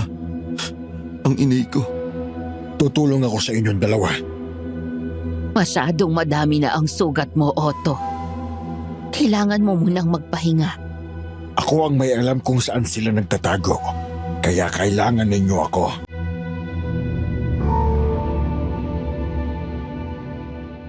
Hindi nakasagot si Lola. Sa pagkakataong yun, alam namin na kaming tatlo ang haharap sa mga aswa. Pagkatapos ng isang oras, nagpasya na kaming umuwi at maganda. Nasa kwarto ako, tinitingnan ang litrato ni Mama. Hindi pa din ako makapaniwala na wala na siya at lahat ng pangarap at pinaghirapan niya ay hindi niya maisasagawa. Itinago ko ang litrato nang biglang may kumatok. Po, pasok. Apo, may ibibigay ako sa'yo. Ito ang itak na ginagamit ng lolo mo. Gusto kong ipamana ito sa'yo. Binigay sa akin ni Lola ang malaking itak na napakatalas. Maingat kong tinanggap yun. Ngumiti siya at lumabas na. sa kwarto ko. Mahigpit kong hinawakan ang itak. Hindi ko alam kung ano ang hahantungan ko pagkatapos ng araw na ito. Pero desidido akong gawin ang lahat para maipaghiganti. Pagkatapos naming maghanda, nagsimula na kami sa aming paglalakbay. Hapon na din kaya kinakailangan na naming magdala ng flashlight dahil madilim na papasok sa gubat.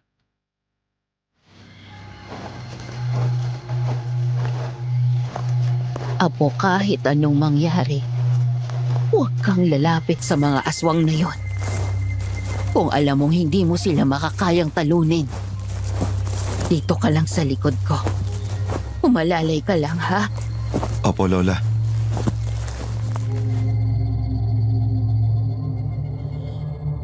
Huminto kami sa isang bahay na nakatayo sa gitna ng gubat.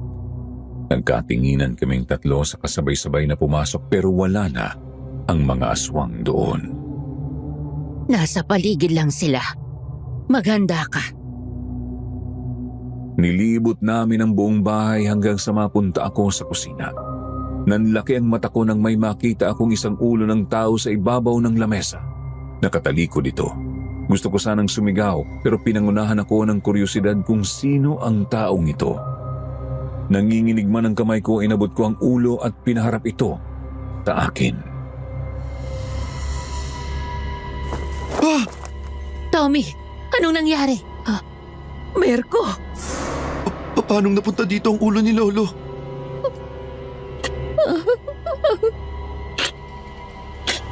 Merko! Anong ginawa niya sa'yo? Bakit? Mga walang hiya!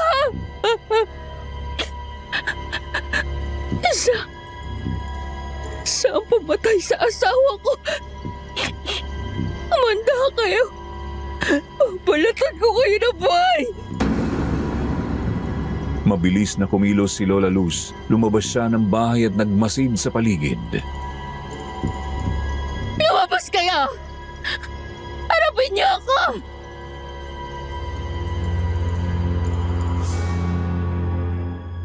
Magkatabi lang kami ni Lolo Otto, naghahanda sa kanilang pagluso. Biglang may narinig akong kaluskos sa bandang likod namin. Agad akong naging alerto at hindi nga ako nagkakamali. Sumugod sa amin ni Lolo Otto si Tatay Lando. Tumilapon si Lolo Otto nang hampasin siya nito ng malaking kahoy. Gulat man ako, kinuha ko ang oportunidad na yon para tagain ang kanang kamay nito. Walang hiya kang bata ka! Halos mandiri ako nang makita kong lawit na ang kanyang isang mata. Alam kong si Lola ang may gawa nito kahapon. Nahagip ng mata ko si Lola na kaaway na si Roberto.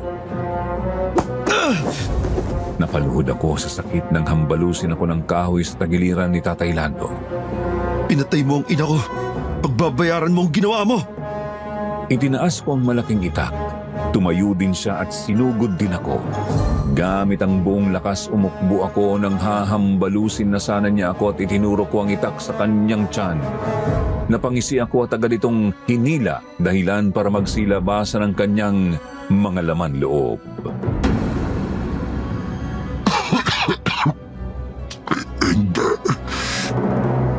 Hindi mo na sana kami ginambala, Tatay Lando. Kung alam mong sa simula, 3 na kayo. Ipinatong ko ang itak sa kanyang leeg. Sumusuka na siya ng dugo pero wala akong pakialam. Napatingin ako kay Lolo Otto na hawak ang kanyang tiyan at nag-iika-ikang tumingin sa gagawin ko. Nakita ko din si Roberto na nakaluhod na. Ang kanyang isang kamay ay putol na. Bumalik ang tingin ko kay Tatay Lando. Para sa ina ko. Pinagtataga ko ang kanyang leeg. Nagsitalsika ng dugo niya sa aking mukha pero hindi ako huminto hanggang hindi ko nakikitang hiwalay ang kanyang ulo sa kanyang katawan. Nang malapit na itong matanggal, hinawakan ko ang buhok ni Tatay Lando at tumitig sa kanya. Kulang pa itong ginawa ko. Mabulo ka sa impyerno. Huling taga, nakuha ko ang ulo ni Tatay Lando. Halo-halong emosyon ng naramdaman ko. Mahigpit ko yung hinawakan, tumingin kay Roberto na sumusuka na ng dugo.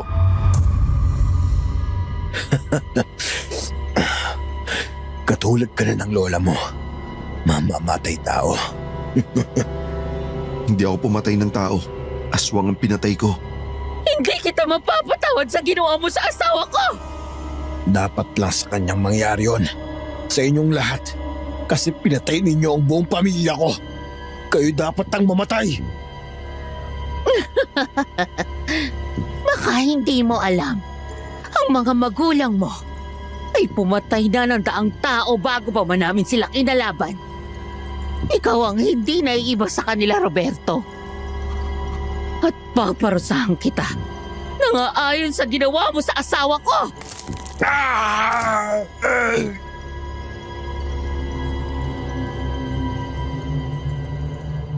Kinuha ni Lola Luz ang isang kamay ni Roberto at binali ito.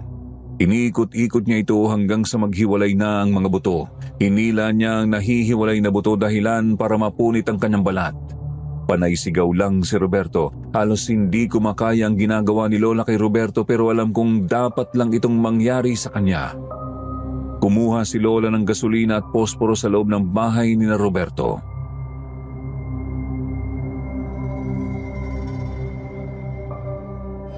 Ito ang gagamitin niyo para sunugin ang katawan namin, hindi ba? Gagamitin namin ito ngayon sa inyo.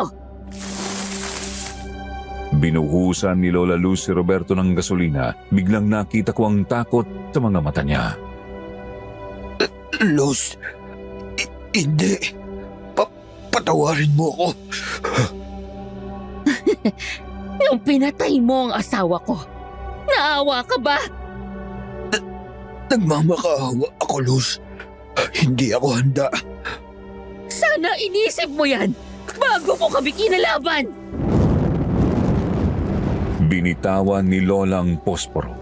Sinubukang tumayo ni Roberto pero hindi niya nagawa. Nagliyab ang kanyang kinatatayuan hanggang pati na din siya. Tumingin ako sa ulo ni Tatay Lando. Walang emosyon kung tinapon yun sa umaapoy na katawan ni Roberto. Nakatayo lang kaming tatlo. Pinagmamasdan ng unti-unti nilang pagiging abog. Lumingon sa akin si Lola. Apo, nasugatan ka ba? May masakit ba sa'yo? Lola, Oh, ano? lakas mo ah. Bulat ka pa din ba hanggang ngayon? Hindi pa rin ako makapaniwala. Masaya ako dahil ligtas ka, iho.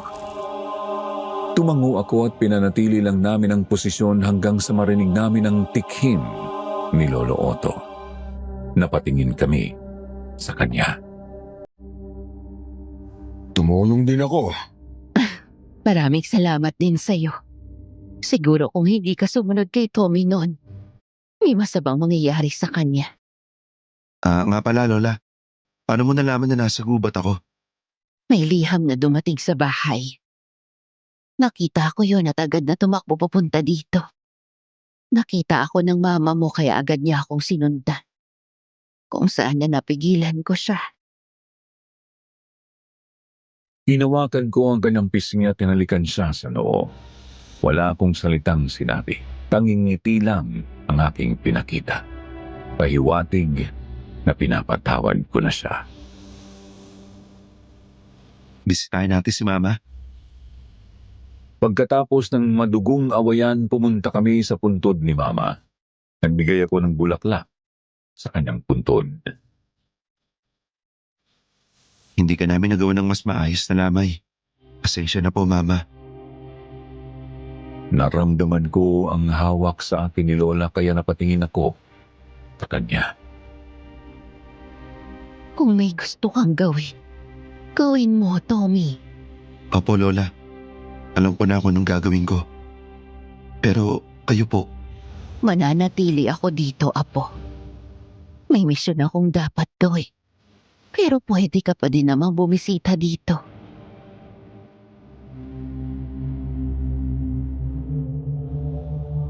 Pagkatapos namin sa libingan, bumalik na kami ni Lola sa kanyang malaking bahay. Pagkadating namin doon, pinagmasdan ko ang malaking bahay. Ang bahay na puno ng sikreto. Hindi ko akalaing sa pagpasok ko sa bahay na ito mangyayari ang mga bagay na hindi ko inaasahan. Lumingon sa akin si Lola na nasa pintuan na. Kumaway siya sa akin kaya napangiti ako. Sumunod ako sa kanya. Pagkapasok ko sa bahay, wala na ang mabigat na presensya. Tahimik, pero ramdam ko na ang init sa paligid.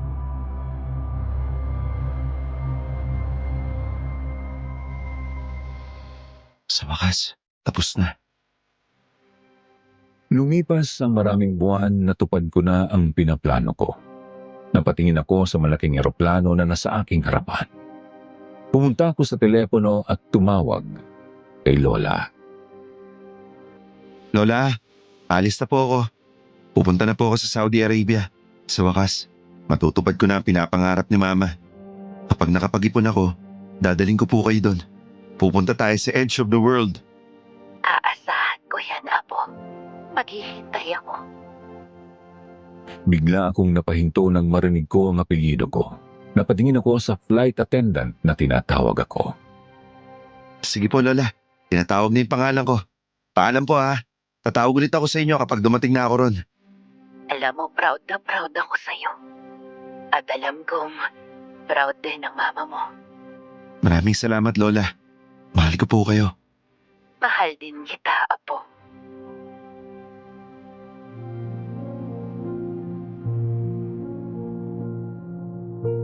At dito na nagtatapos ang aking kwento, mga kasityo Bangil.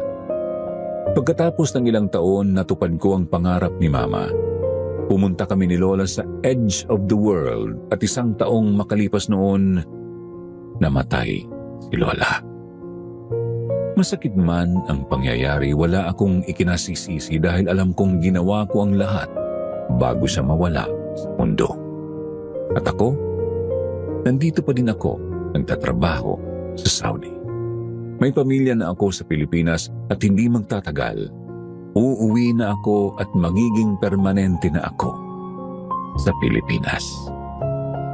Kayo mga kasityo Pangil, ano ang pangarap ng magulang ninyo na natupad ninyo bago sila mawala sa mundo? I-comment po ninyo dahil gusto kong basahin. At magsilbi sana itong kwento na inspirasyon sa inyo. Tawagin niyo na lang ako sa pangalang Ariel. Taga rito po ako sa Cavite. Isa po akong dating bantay dagat o Coast Guard. Dati kasi tumigil na po ako matapos ang isang kahila-hilakbot na karanasan ko sa isang isla. Isang kakaibang isla kung saan bawal ang mga pampalasa gaya ng asin, sili, bawang at kalamansi. Doon ay kamuntikan na akong mamatay kasama ang isang katrabaho ko. At sinundan pa ako ng bangungot hanggang sa pag-uwi. 2011 po nito, magte-30 anyos pa lang ako. Ilang taon na rin po ako nitong nagtatrabaho bilang Coast Guard. Doon ako na destino sa may bandang Silangang Visayas, papuntang Pacific Ocean na po. Isa ako sa mga nagpapatrolya sa dagat para manghuli ng iligal na mga mangingisda at biyahero. Isang hapon kasama ko nito ang katrabaho kong si Kuya Gary. Mas matanda siya sa akin ng mga 2 o 3 taon. May tinutugis kami noong bangka ng mga mangingisda. Mga mangingisdang gumagamit ng dinamita sa kanilang panghuhuli.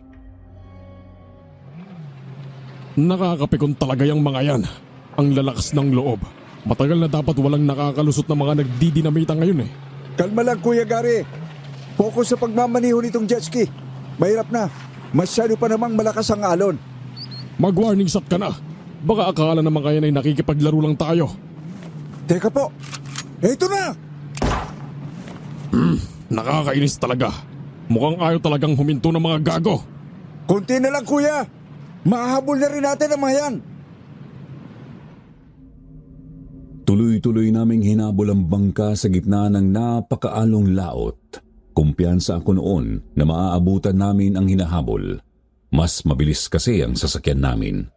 Ang lamang lang nila ay medyo malayo ang kanilang agwat sa unahan. Subalit sa kasamaang palad, nagulat na lang kami ni Kuya Gary nang biglang manghagis ng dinamita ang nasa bangkang iyon. Hindi kami tinamaan ngunit lumikha iyon ng pagsabog sa pagitan ng dalawang sasakyang pangdagat. Punyeta! Papatayin niya ata tayo ng mga yan. Mga siraulo! Hetong sa inyo!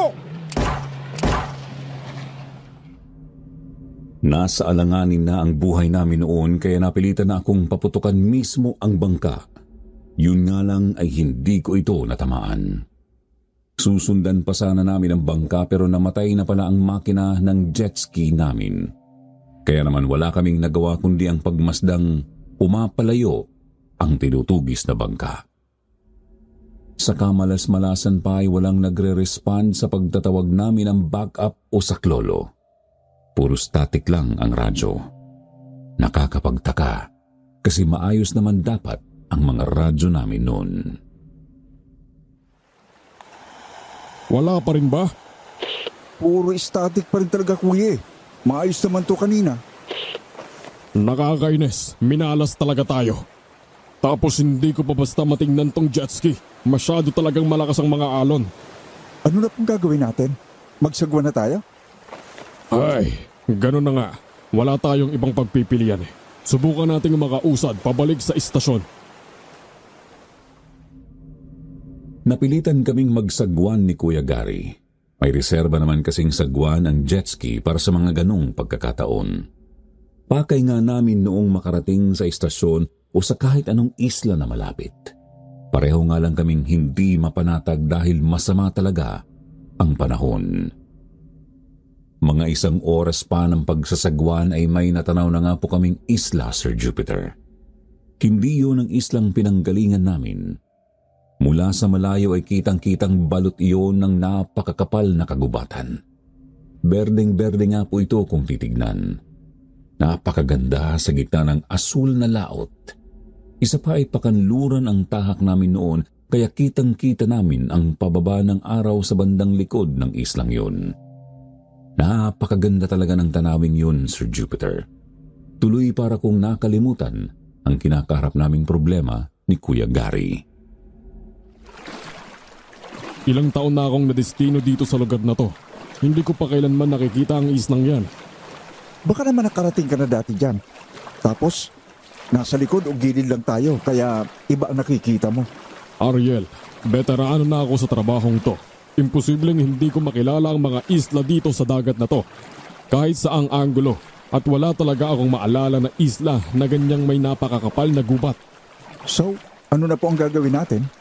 Lapitan po ba natin, kuya? Oo, kaysa naman abutin tayo ng mas masamang panahon dito sa dagat. Sige, bilisan na po natin kung ganon para makapagpahinga na tayo. At para na rin matingnan nyo na nang maayos na itong sakyan. Sinagwan nga po namin ang jet ski papunta sa islang yun. Pagkadaong ay agad namin iyong itinali sa isang puno ng nyog. Agad tiningnan ni Kuya Gary ang jet ski. Ako naman ay naglakad-lakad sa dalampasigan, baka sakaling may makita akong ibang tao o bahay man lang. Sandali kong nakalimutan ang pakay nang mahumaling ako sa paligid. Napakaganda po kasi talaga ng islang yun. Bukod sa berdeng gubat ay napakalinaw din ng tubig. Napakapresko ng simoy ng hangin bagamat wala akong marinig na huni ng mga ibon. Gayunpaman, nananayuri ng balahibo ko sa batok. Di ko matukoy noon kung bakit. Basta pakiramdam ko ay may nagmamasid sa bawat galaw ko. Tuloy naasiwa ako kahit wala naman akong nakikitang tao noong una. Hanggang sa may mapansin akong nakataling mga bangkang desagwan. 4 ang mga iyon. Pare-parehong walang anumang disenyo o pintura kaya ipinagpatuloy ko ang paglalakad-lakad. Ayun! Sigurado na ako. May mga tao nga sa islang ito. Sana makita ko sila agad at nang makahingi ng konting tulong. Pasado 4:00 na rin kasi. Maayos man ni Kuya Gary ang jet ski. Siguradong hindi rin kami makakabiyahe agad ngayong gabi. Hoy! Sino ka? Anong ginagawa mo rito sa isla namin? May tao nga. Teka. hindi ako masamang tao. Ibaba mo yung sibat mo. Delikado tayo dyan eh. Halos kumalas ang kaluluwa ko nang biglang magsalita ang isang binata mula sa malapit na kakahuyan. Nakasuot ng gray na t-shirt, nakagomang tsinelas, tapos nakapantalong maong na nakarolyo pataas ang mga binti. Ang matindi ay may hawak din siyang sibat na gawa sa kawayan. Nakatutok mismo sa akin. Kaya naman pinagpawisan ako ng malala, Sir Jupiter. Oo, kaya ko namang lumaban kasi kasama yon sa training namin. Pero ayoko namang manakit ng isang taga-roon, lalo't dayo lang ako. Sino ka sabi? Ariel. Ako si Ariel. Isa akong bantay dagat. Napadpad lang kami dito ng kasama ko kasi nasiraan kami ng sasakyan. Maniwala ka. Wala kaming balak na masama. Kung gusto mo, sama ka sa akin. Puntahan natin ang kasama ko. Mauna ka, susunod ako sa'yo. Kapag may ginawa kang hindi maganda, butas yung batok mo, maliwanag. Oo. Sige. Nauna nga po akong maglakad, Sir Jupiter. Noong una'y todo talaga ang kaba ko. Napakatalas kasi talaga ng kanyang kawayang sibat. Ramdam na ramdam ko ang dulo noon na pasadya niyang dinadampi sa may batok ko. Pero ilang sandali pa ay kumalma na rin ako at naisip ko kasing pinoprotektahan lang talaga siguro ng binata ang kanilang lugar. Ilang lakad pa ay natanaw ko na ang nakatali naming jet ski. Si Kuya Gary ay nakaupo sa ilalim ng isang puno na nasa may dalampasigan lang din. Nang mapadako ang kanyang tingin sa amin ng binata ay nanlaki agad ang mga mata nito tapos ay agad siyang lumapit ng patakbo. Ariel, anong nangyari dito? Sinong binatang to? Matuto kang gumalang. Kayo ang mga dayo rito. Ha? Anong? Teka po, kuya. Kunting hinahon lang. Hindi ko po siya kilala pero palagay ko taga rito siya sa islang ito. Baka matulungan niya tayo. Ito ba ang sasakyan ninyo? Oo. Ito nga. Hindi namin kayang ayusin yan. Wala kaming mga ganyang makina rito sa isla. Wala kaming maitutulong. Ayos lang dong. Mukhang kaya ko namang ayusin to. Yun nga lang ay baka bukas ko pa magawa. Padilim na kasi. May pwede ba kaming tuluyan dito sa inyong isla? Carlo. Ako si Carlo. Pwede kayong dumito. Pero isang gabi lang at kailangan muna nating magpaalam kay Tata Bino. Kapag di siya pumayag, kailangan ninyong umalis agad. Tata Bino? Sige. Sige, Carlo. Saan ba ang inyong Tata Bino at nang makausap namin? Nandun sa baryo namin sa gitna ng isla. Pero bago ko kayo dalhin sa kanya, kailangan ko munang matingnan ang mga gamit ninyo. Hindi kayo pwedeng magpasok ng ipinagbabawal na mga bagay dito. Ang akala ko noon, Sir Jupiter, ang baril na nakasukbit sa bewang ko ang una niyang pupunahin. Pero katakatakang hindi niya yun pinansin. Nagpatuloy siya sa pagkapa sa damit at pantalon namin ni Kuya Gary. Kahit mga bota at medyas namin ay sandali rin niyang pinahubad para matignan. Ang akala namin ay doon na siya matatapos. Ngunit sunod naman niyang ibinaling ang pansin sa jet ski. Hindi na lang namin siya pinigilan para matapos na. Inalalayan nga lang namin siya sa pagbukas ng compartment para siguradong walang masira. Teka, anong laman nitong dalagyang to? Baunan ko yan. Akin na at bubuksan ko para sa'yo. Eto. Ayan. Kanin, pritong baboy, tapos konting... Yang kalamansi, bawal yan. Iwan nyo lang yan dito sa sasakyan. O mas mabuting itapon nyo na lang sa dagat. Teka. Nagtataka lang ako, Carlo. Bakit bawal ang kalamansi? Bawal yan para sa iba naming mga kabaryo. Ganun ba? Sige. Ibabalik ko na lang sa sasakyan namin. Sayang naman kung itatapon ko. Saka ayoko ring madumihan ang napakalinis ninyong dagat. Tara na, sumunod kayo sa akin. Lumakad kami papasok sa makapal na gubat, Sir Jupiter. Napakayabong po talaga ng kakahuyang yun. Konting buhanginan lang kasi ay marami na agad mga punong kahoy. Yun nga lang ay naroon pa rin talaga ang kakaiba kong kutob. Sa kabila ng presko at magandang paligid, pakiramdam ko talaga ay may mga nagmamasid sa amin Saktong pareho pala kami ni Kuya Gary ng nararamdaman. May problema ba, Ariel? Parang di ka mapakali eh. Ewan ko, kuya. Pero, iba ang pakiramdam ko sa gubat na ito eh. Nananay yung balahibo ko. Pakiramdam ko, may mga nagmamasid sa atin. Ramdam ko rin yan. Pero huwag mo na lang masyadong pansinin. Baka naninibago ka lang. Malamang mga tao lang yan na nagtatago sa mga halamanan o mga likaw na hayop. Siguro nga po. Ilang lakad pa ay may nadaanan na kaming mga bahay. Paisa-isa lang po ang mga iyon. Malalayo ang agwat sa isa't isa. Pare-parehong mga sarado. Kaya naman wala talaga kaming makitang ibang taga roon maliban kay Carlo. Hanggang sa napansin kong may kung anong masangsang sa hangin. Amoy nabubulok na bangkay o karne. Nagkatinginan kami ni Kuya Gary. Alam kong naaamoy din niya yun. Nanatili kaming tahimik na nakasunod kay Carlo, bagamat nakahanda na akong kumilos kung anuman ang mangyari. Treehouse? May ganito pala rito. Anak ng... Ano yan? Konting lakad pa nga ay may nakita na kaming isang kubo na nasa itaas ng malaking puno. Sa ibaba ng punong yun ay may bangkay ng isang kambing. Hati ang ulo. Wala nang lamang utak. Bukas ang sikmura at wala na ring anumang laman loob. Nawawala rin ang isang binti at tapyas na ang laman sa iba't ibang bahagi ng katawan. Matindi na ang pagkabulok nito, halatang doon galing ang naaamoy namin.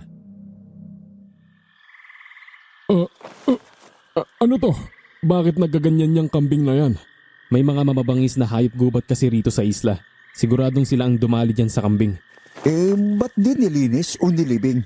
Delikado sa kalasugan ninyo yan. Baka mamaya niyan, magkasakit pa kayo dahil sa mga mikrobyo galing sa bangkay. Sanay na kami sa ganyan. Isa pa, sa lupa rin naman namin ang balik niyan kapag tuluyang nabulok. Sige na, magpatuloy na tayo. Malapit na tayo sa bahay ni Tata Bino. Teka, sandali.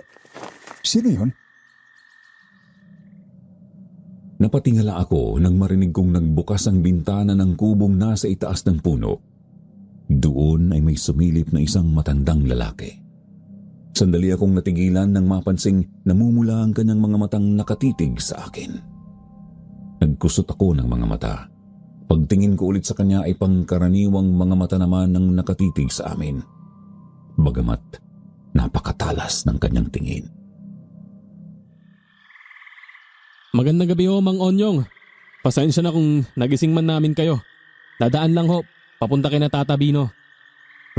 Bakit parang may kakaiba sa taong yan? Oo nga, parang nakakakilabot makatitig eh.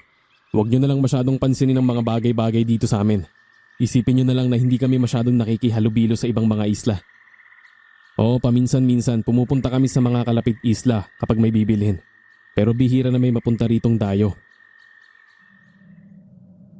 Napatango na lang kami sa mga sinabi ni Carlo pagkatapos ay nagpatuloy na kami sa paglalakad. Ilang minuto pa may natanaw na po akong usok na parang galing sa isang siga hanggang sa marating na nga po namin ang isang clearing sa gitna ng gubat.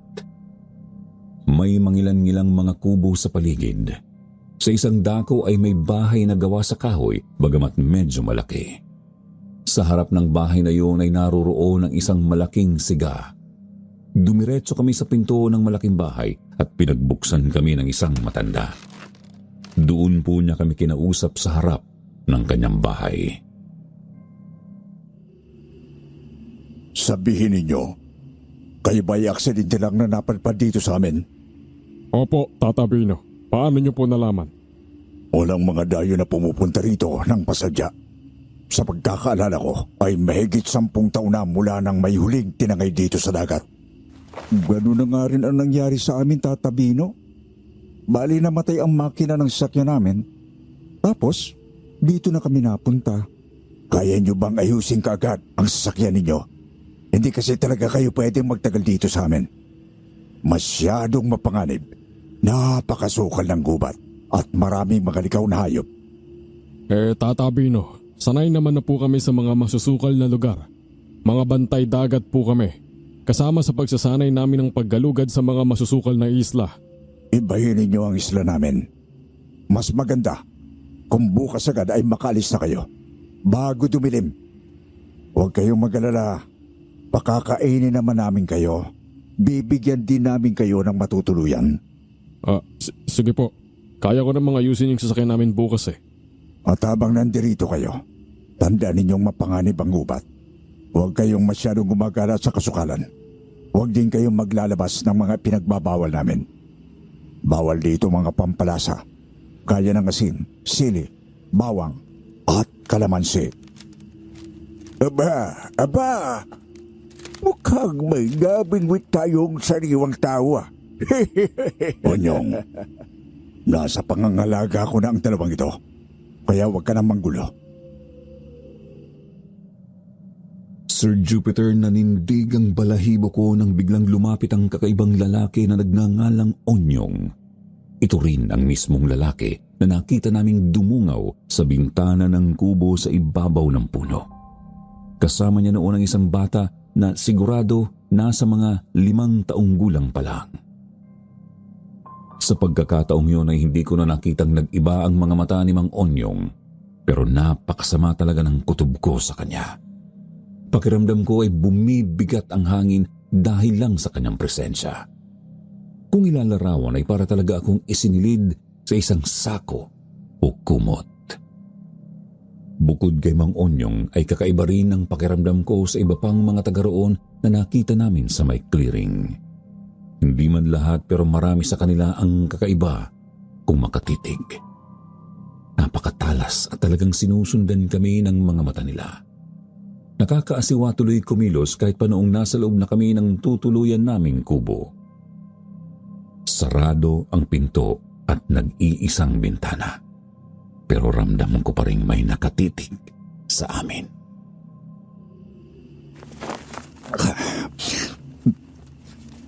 Nawiwirduhan ako sa mga tao rito, Kuya Gary. Ang iba sa kanila, kakaiba kung makatitig, nakakikilabot. Lalo na yung Mang Onyong. Hayaan mo na lang. Buti nga binigyan nila tayo ng matutuluyan, kahit simpleng kubo lang. Saka ayos na rin yun. Kahit walang pampalasa yung pagkain, inihaw na isda naman eh. Kuya, ang ibig kong sabihin, di kaya may illegal na nangyayari dito? Hindi natin kilala ang mga taong tuwi bilang mga alagad ng batas. Alam ko. Huwag kang mag-alala. Nagmamatsyag naman ako kanina pa. Sinusubukan ko silang kilalanin at baka may pugante o rebelde na nagtatago rito. Pero wala pa naman akong nakikita. Kung wala man tayong mapatunayang ilegal na nangyayari rito, i-report pa rin natin ang islang to. Nakakapagtaka dahil wala ito sa mapa eh. Yung jet ski, sigurado po ba talaga kayo na kaya nyo na? Oo, di naman ganun kalaki ang sira. Hula ko nayanig lang sa pagsabog ng dinamita. Buti na lang talaga, di yun masyadong malapit sa atin. Nagpatuloy kami sa pagkain ni Kuya Gary. Nang matapos ay nagligpit na kami ng pinagkainan at humigana sa banig. Di na namin inabalang patayin ang lampara. Kahit maraming bumabagabag sa isip ko ay pinilit ko na lang na makatulog. Mabuti na lang at nilalamon na rin talaga ako ng antok noon. Ariel, gising. Gumising ka. Dali, Ariel. Hanggang sa nagising na lang ako nang tinapik-tapik ako ni Kuya Gary, agad siyang sumenyas na huwag akong maingay. Tumingin ako sa relo ko. Pasado hating gabi.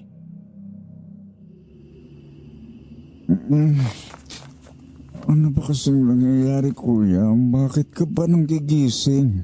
Huwag kang maingay. Makiramdam ka lang. Pakinggan mo ng maigi ang paligid mo.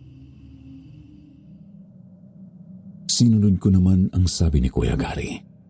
Nakiramdam nga ako, Sir Jupiter.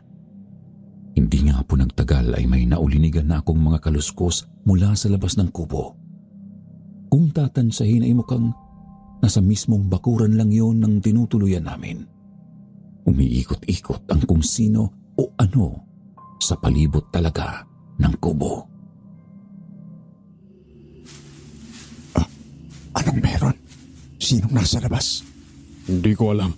Basta maghanda ka lang. Kinukutuban akong baka yan yung sinasabing mga hayop gubat dito.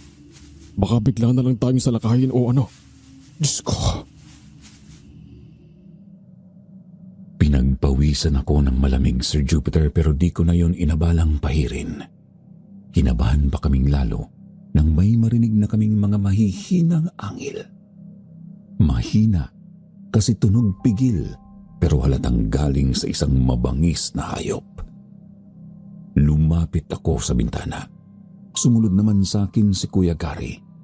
Dahan-dahan naming binuksan ng tablang takip tsaka sumilip sa labas. Noon din ay may kung anong masangsang na amoy ang sumabay sa hangin at sa tulong ng liwanag ng lampara namin may naaninag nga kaming kakaibang anino sa labas. Naroroon po iyon sa may likod ng isang malapit na puno. Ano ba klaseng hayop yan? Aso? Pero, ang laki. Hayop! Halos kasing laki yata ng kalabaw yan eh. Yan kaya ang dahilan bakit mapanghanib ang islang ito. Paano nagkaroon ng ganyan dito sa Pilipinas? Wala pa ako nababalita ang ganyan dito sa atin eh. Tara, lapitan natin. Pero, kuya. Ariel, mga alagad tayo ng batas. Dapat lang na alamin natin ang kung anumang makakapagdulot ng panghanib sa mga tao. Trabaho natin yon. Isipin mo ha, paano kung may ganyang hayop pa pala sa ibang mga isla o gubat? Mahalagang malaman natin kung ano yan. Kung sa bagay. Sige na, ihanda mo yung baril mo. Maingat po kaming lumabas ng tinutuluyan naming kubo, Sir Jupiter. Agad sumulubong sa amin ang kakaibang lamig ng hangin. Lamig na kagaya ng simoy ng gubat sa gabi. Ngunit hinaluan ng nakakapanginig butong kilabot. Dahan-dahan kaming lumakad palapit sa nakita naming hayop gubat. Palakas ng palakas ang masangsang na amoy. Hinay-hinay, mukhang may kinakain yata yan. Baka maging agresibo kapag nadistorbo.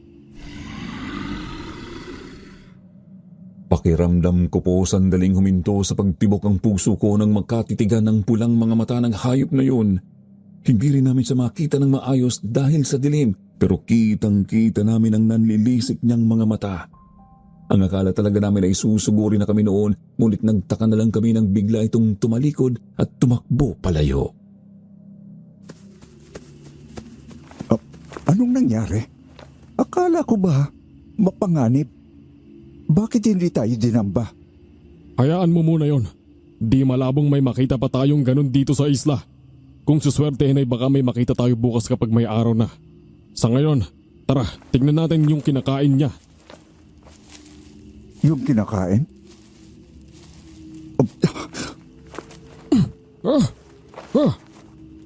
Anak ng pating, anong nangyari dito sa baboy na to? Lasog-lasog, walang laman loob. Katulad nung nakita nating bulok na kambing. Mukhang hindi nga nagbibiro sila, Carlo. Ngayon nakita nyo na? Carlo? Anong klaseng hayop ba yun, Carlo? Asong gubat ba yun? Hindi namin nakita ng maayos eh. Basta wag nyo na lang silang saktan o gambalain. Oo, mapanganib sila pero nakakapamuhay kami kasama sila. Di nyo ba kailangan ng tulong para mas maging ligtas ang mga tao rito? Tingnan mo naman. Masyadong masaklap ang sinapit nitong baboy. Baka di nyo namalayan. Isa na sa inyo ang lapain ng mga hayop sa gubat na yon. Mas maganda kung bumalik na kayo sa loob. Alam namin ang ginagawa namin. Sumunod na lang kami para walang gulo, Sir Jupiter. Bumalik kami sa loob ng tinutuluyan naming kubo at nagsara ng pinto at bintana. Ay, sayang. Hindi natin nakuhanan ng litrato yung hayop. Anong binabalak mo, kuya? Hindi naman kasi pwedeng basta na lang suwayin si na Carlo. Baka mamaya niyan, palayasin pa tayo nang di naaayos ang jet ski. Wala naman akong gagawing hindi nila gusto habang nandito tayo. Ang bala ko lang sana makakuha ng maski isang picture man lang. Tapos isasama ko sa report na ipapasa natin. Mas mabuti nang matingnan din ito ng tamang ahensya. Matapos naming mag-usap ni Kuya Gary ay nakiramdam pa ako ng mga kalahating oras. Wala naman na akong napansing kakaiba kaya nagpatalo na ako ulit sa antok. Inaumagahan pagkagising ko ay wala si Kuya Gary sa kubo. Naisip kong baka maaga siyang pumunta sa dalampasigan para ayusin ang jet ski kaya sumunod na ako roon.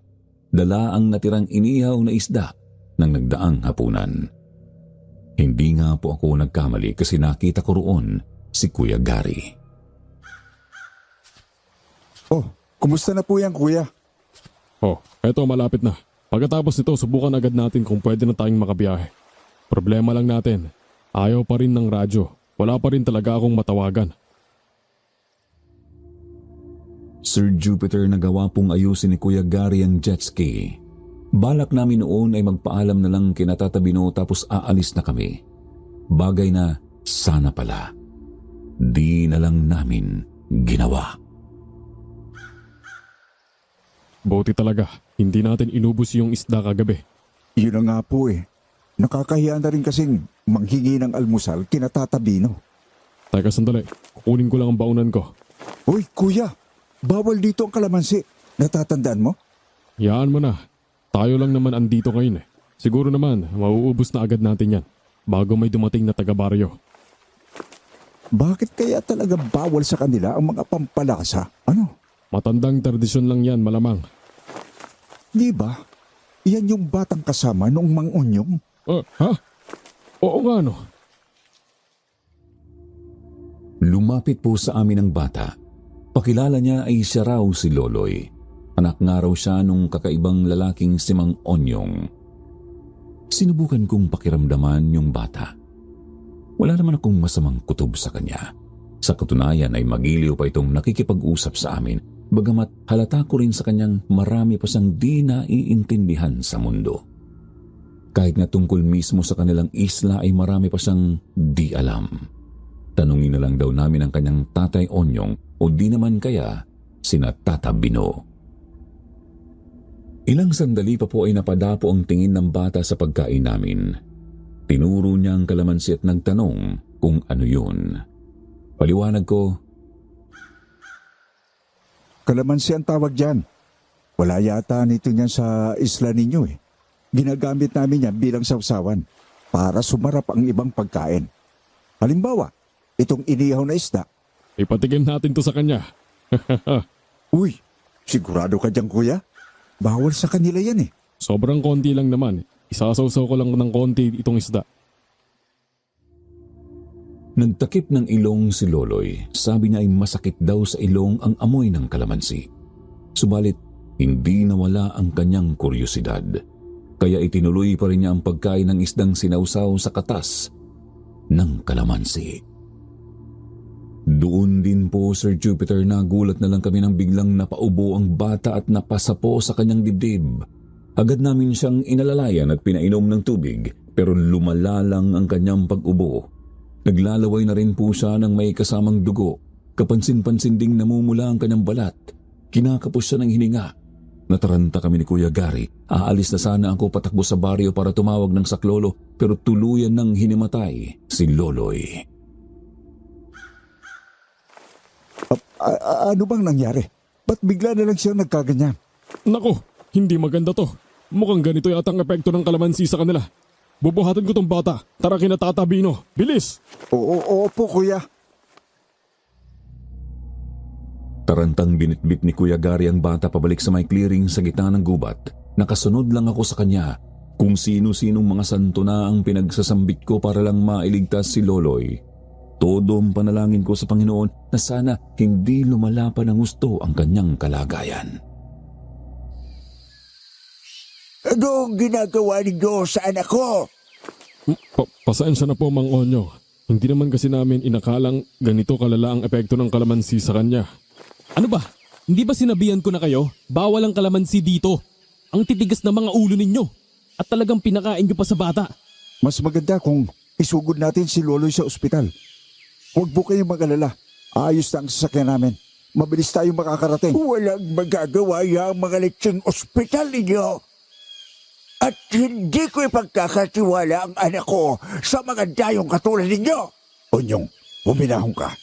Tinitingnan na ng mga albularyo si Loloy. Kapag paano yung anak ko? Ako mismo ang tatamas dyan sa mga ulo ninyo. Carlo, ibalik mo sila sa kubo at ikandado mo sa labas ang pinto. Opo, Tata Bino. Tara sa kubo. Huwag na kayong magpumiglas kung gusto pa ninyong magtagal ang buhay ninyo. At magdasal na kayo sa mga Panginoon ninyo na mabuhay pa si Loloy. Dahil kung hindi, di na kayo makakauwi ng buhay. Hindi ako makagalaw, makapagsalita man lang ng muling makatitigan ng lalaki. Noon po kasi Sir Jupiter na kumpirma ko nang hindi nga ako namamalikmata. Namumula talaga ang mga mata ni Mang Onyong, katulad ng mga mata ng hayop gubat na nakita namin sa dilim. Pakiramdam ko rin ay nagdilim ang paligid kahit mataas naman ang araw. Ikinulong nga po kami ni Carlo sa tinuluyan naming kubo. Kung tutuusin ay kaya naman naming pumalag pero mas pinili naming manahimik muna at magmatsyag. Ayaw naming daanin sa gulo o dahas ang mga bagay-bagay hanggat maaari. Gumulong ang mga oras. Di kami mapalagay ni Kuya Gary. Dasal kami ng dasal na sana maging maayos na si Loloy. Subalit pagsapit ng takip silim, narinig na lang namin ang tuluyang pagkagulhol ni Mang Onyong.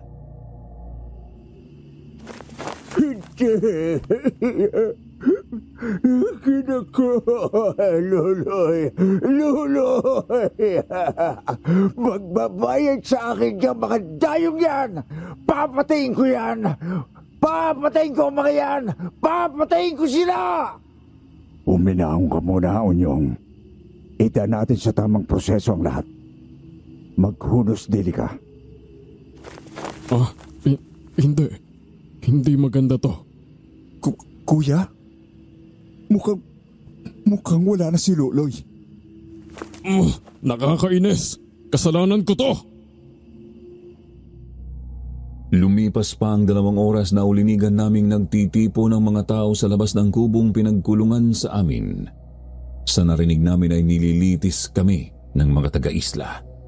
Pinag-uusapan nila kung ano ang gagawin sa amin ni Kuya Gary at hindi namin inasahan ang mga nalaman namin.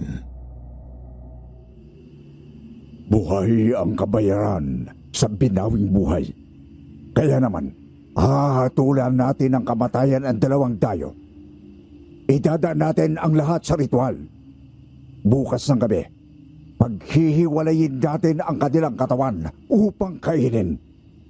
At ikaw, Onyong, bilang anak mo ang namatay, sa'yo mapupunta ang kanilang mga puso at tatay. Nasisiraan ka na ba, Bino? Ako ang namatayan, kaya marapat lamang na sa akin sila mapunta ng buo. Akin lang ang 2 dayo. Ako ang dapat papatay sa kanila at ako ang uubos sa kanila. Ano bang pinag-uusapan ng mga to? Kakainin? Kakainin nila tayo? Naiintindihan ko na. Nasa matinding panganib nga tayo, Ariel. Subukan muna natin silang pakiusapan, kuya. Baka sakaling... Hindi sila madadaan sa usapan, Ariel. Mukhang mga aswang ang mga yan. Aswang? Anong aswang? Kumakain sila ng tao, di ba? Tapos isipin mo. Alalahanin mo yung kakaiba nating napansin sa ibang mga taga rito. Lalo na dyan kay Mang Onyong. Kakaiba ang kanilang presensya at pumupula ang mga mata. May kakaibang mga hayop din sa gubat dito. Hinala ko, yung mga hayop na yun ay mga taga rito lang din mismo na nagbago ng anyo. Seryoso ka ba dyan, kuya? Walang ibang maliwanag, Ariel. Aswang ang mga yan. Papatahin at kakainin nila tayo. Paano tayo makakaalis dito ng ganun? Ang malas-malasan pa. Naiwan ko yung baril sa may jet ski. Kasar! Pakiramdam ko noon ay lumamlam ang pag-asang makakaalis pa kami sa islang yun, Sir Jupiter. Hindi sila madadaan sa maayos na usapan. Hindi rin kami makakapalag dahil siguradong mas malalakas sa pangkaraniwang mga tao ang mga naroroon. Isa pa ay marami sila tapos 2 lang kami. Kailangan naming makaisip ng magandang plano kung gusto pa naming mabuhay. Ilang minuto pa ay naulinigan na naming natapos na ang pagpupulong nila sa labas ng kubo. Ang naging huling hatol nila ay ang pagpatay nga sa amin sa pamamagitan ng isang ritual. Nakarinig din kami ng mga yabag na papalayo. Nagsialisan na ang mga tao, subalit may narinig kaming mga yabag na nasa labas lang ng pinto. Magandang gabi po. Sino po bang naandyan sa labas? Pwede po ba namin kayong makausap? Anong kailangan ninyo? Carlo? Mabuti naman. At ikaw pala yan. Gusto lang sana naming malaman kung ano ang mangyayari sa amin. Pwede ba naming makausap si Mang Onyo? Wala nang saysayang usapan sa ngayon. Napagdesisyonan ng paparusahan kayo. May napatay kayo. Hindi lang isang simpleng pagkakamali yun. Lalo at binalaan namin kayo kahapon. Teka Carlo, sabihin mo nga, ano ba talaga kayo rito? Mamamatay na rin naman kami eh. Sabihin mo na lang, anong tribo ba talaga itong napuntahan namin? Bakit bawal kayo sa kalamansi at iba pang pampalasa? Bakit kakaiba ang pakiramdam namin dito? Yung mga hayop gubat, ano ba talaga sila? Ay, nasa isla kayo ng mga tao at mga aswang. Sinasabi ko na nga ba eh. Payapa kaming nabubuhay dito. May sarili kaming pamayanan at may sarili kaming mundo. Ako at ang iba pang mga purong tao ay paminsan-minsang pumupunta sa ibang mga isla para mamili at magbenta. Ang mga aswang ay dito lang nagtatago kung saan sila mas ligtas. Yun nga lang ay nahihirapan silang pigilin ang pagkahiyok nila sa dugo ng tao kapag may dayo. Halimbawa na lang ay si Mang Onyong na kahapon pa gusto kayong lapain. Kaya di dapat nagtatagal dito ang mga tagalabas na gaya nyo. Kung ganun, aswang nga sina Mang Onyong at Loloy. Oo, kaya masama ang tama kay Loloy ng kahit konting kalamansi. Teka sandali Carlo, ibig sabihin ba nun ay hindi ka aswang? Isa kang tao, tama ba ako? Oo. Kung ganun, baka naman pwede mo kaming tulungan. Baka pwede mong kausapin sina Mang Onyo at Tata Bino. Pasensya na pero wala na akong maitutulong. Naiba na ang hatol, parurusahan kayo bukas ng gabi. Sinubukan pa naming kumbinsihin si Carlo pero ayaw talaga niyang patinag. Kaya naman nanahimik na lang kami ni Kuya Gary. Hindi nga lang talaga mawala ang pagkabahala namin. Bawat sandaling lumilipas kasi ay paiksi ng paiksi ang pag-asa namin. Isa pa ay hindi pa rin kami nilulubayan ng masamang pakiramdam sa paligid. Puno ng mabigat na presensya ang hangin. Nang wala na talaga kaming marinig ng mga kaluskos o yabag sa labas ng kubo ay doon na kami pabulong na nag-usap. Ariel, yang baril mo, nandyan ba? Wala nga po kuya eh. Naiwan ko sa may jet ski. Nataranta kasi ako kanina nang mahimatay si Loloy. Ayos lang. May naibulsa ako ritong 2 kalamansi. Ha? Anong binabalak mo kuya? Kailangan nating makatakas. Para makasiguro, bukas ng tanghali natin gagawin. Kung kailan tulog ang mga aswang. Kahit pa sabihin tulog ang mga aswang, delikado pa rin eh. Malabo pa rin makatakas tayo rito. Delikadong tumakas kasi baka mahuli lang din tayo at mapatay. Kung hindi naman natin gagawin, ganun lang din ang sasapitin natin. Mas mabuti nang mamatay ng may ginagawa. Kung sa bagay, ano po bang plano nyo? Isa lang ang layunin natin. Kailangan nating makarating sa jet ski. Sana lang di nila yun ginalaw. At isa pa, kung malagay sa alanganin ng isa sa atin, huwag nating babalikan. Kailangan may kahit isa man lang sa atin ang makatakas at makapag-report. Naiintindihan mo? Pinalipas namin ang oras, Sir Jupiter. Kahit hirap matulog ay pinilit pa rin naming umidlip. Kailangan naming maipon lahat ng lakas na pwede naming magamit para sa balak na pagtakas. Pagkagising naman ay hindi maawat ang panalangin naming sana hindi kami mabigo.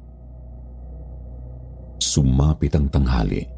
Pinasa ni Kuya Gary ang 2 kalamansi at pinahid ang katas sa mga kamay namin. Hindi namin alam kung tatalab pero parang wala na kaming maisip na makakatulong sa amin. Carlo! Carlo! Andyan ka ba sa labas? Anong kailangan nyo? Ano sana? Magbabanyo lang ako. Pwede ba akong makalabas sandali? Hindi. Diyan mo na lang sa may isang sulok gawin. Sige. Sabi ko na. hindi papayag eh. Ano Ariel, handa ka na ba? Handa na po, kuya. Sige, pagbilang ko ng 3, tadyakan natin tong pinto. 1, 2, 3!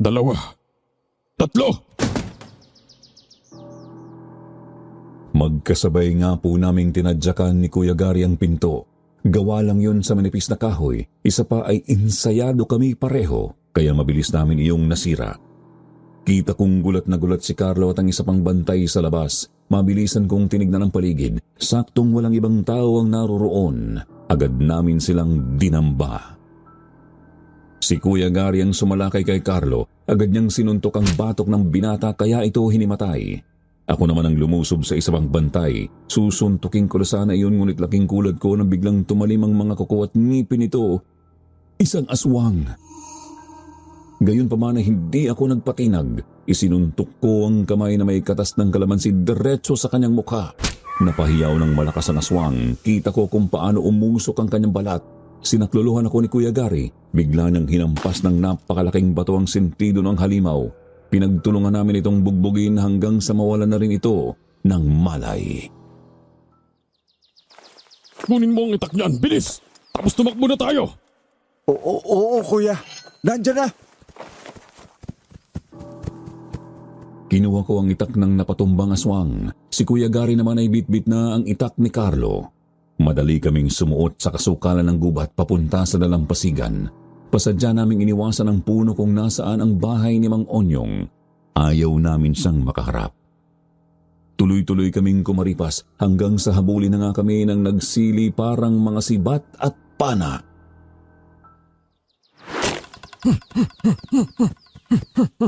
Bilisan mo, Ariel! Tandaan mo kapag nadali ka niyan, katapusan mo na sigurado! Mamamatay ka ngayon o lalapain ka nila mamaya. Upo, kuya. Padating na sa jet ski. Kung sino man sa atin na ang mauna, agad kunin ang baril. Maliwanag! Hindi kayo makakatakas! Mga kasama, tugisin sila! Buisit! Ang bilis namang nakabangon ng taong yan.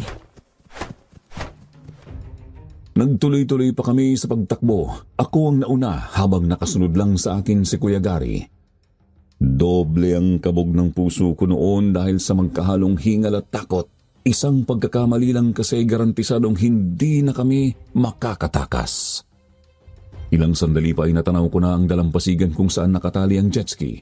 Gusto nang bumigay ng mga binti ko pero kailangan kong pilitin. Subalit nang muli akong tumingin sa may jet ski, nanlaki ang mga mata ko nang may makitang isang aswang na nakabantay. Agad ay lumundag yon pasalubong sa akin. Mabilis ko namang iwinasiwas ang hawak na itak. Umilag sa patagilid. Sinempo ko sa kanyang mukha ang isang malakas na suntok. Garalgal itong humayaw nang umusok ang kanyang pisngi. Pero nagawa pa rin itong iwasiwas ang kuko at nadali ako sa may tiyan. Mabuti na lang nakalundag ako pa atras kaya mababaw lang ang natamo kong sugat. Kung hindi ay siguradong sabog na ang sikmura ko noon. Muli kong iwinasiwas ang itak. Todo ang kanyang pag-ilag pa atras. May mangilan-ngilan na rin akong tama sa dibdib at braso pero pilit ko yung binabaliwala. Naging desperado ako at inihagis ko sa kanya ang itak. Lumundag siya pa atras at hindi niya namalaya ng isang may kalakihang bato sa kanyang likod. Sumabit doon ang isa niyang binti. Nawalan siya ng balanse at saka lumagapak sa mismong tubig dagat. Sir Jupiter, noon din ay nakita kong nagkikisay ang halimaw habang umuusok ng matindi. Naalala kong kahinaan nga rin pala nila ang asin. Kaya siguradong manghihina at mamamatay sila kapag nalublob sa dagat. Hindi ko na tinapos ang panonood. Dali-dali na akong lumapit sa jet ski at kinuha ang baril. Nilingon ko si Kuya Gary. Nanlaki ang mga mata ko nang makitang sinasagupa niya mismo si Mang Onyong. Kuya! Halika na! Tumakas na tayo! Paandarin mo na yung sasakyan! Andyan ang susi! Bilisan mo! Hindi kayo makakatakas! Pagbabayaran nyo ang pagpatay nyo sa anak ko! Dali-dali ko ngang pinaandar ang jet ski, Sir Jupiter. Hindi ko nga lang muna isinuot ang lanyard ng susi sa braso ko dahil may kailangan pa akong gawin. Kinasa ko ang baril at muli akong tumingin kina Kuya Gary.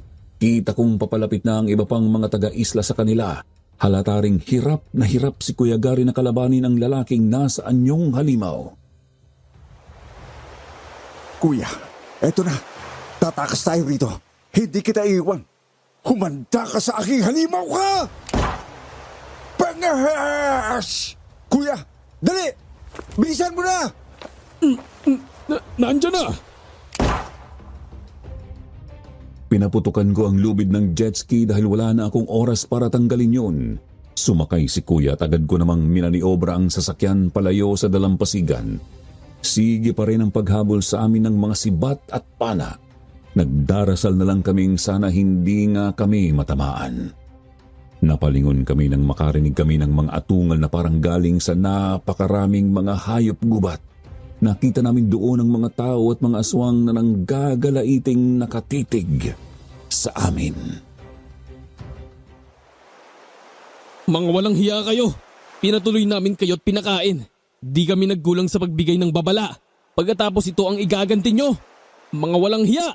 Sumpain kayong mga dayo. Sumpain kayo! Masakit sa dibdib marinig ang palahaw ng mga taga-isla, Sir Jupiter. Naisip ko tuloy na masyadong makasarili ang pasya naming tumakas. Siguro nga ay dapat lang sa aming mamatay roon dahil kami naman ang nanggulo sa payapa nilang pamumuhay. Yun nga lang ay may bahagi sa isip ko na nagsasabing panganib lang din talaga ang dulot ng mga aswang. Baka makarating sila sa ibang mga isla at pumatay ng mga tao. Mabuti naman. Sa wakas nakapag-radyo na rin tayo. Dire-diretso lang tayo hanggang sa makarating sa kabilang isla. Kuya, may kumugulo kasi sa isip ko eh. Ano yon? Eh di kaya, masundan tayo ng mga yon? Malabo yan, bata. Kita mo naman yung nangyari sa aswang na kinalaban mo, di ba? Pumusok at namatay sa dagat. Kaya malamang, hindi sila tatawid.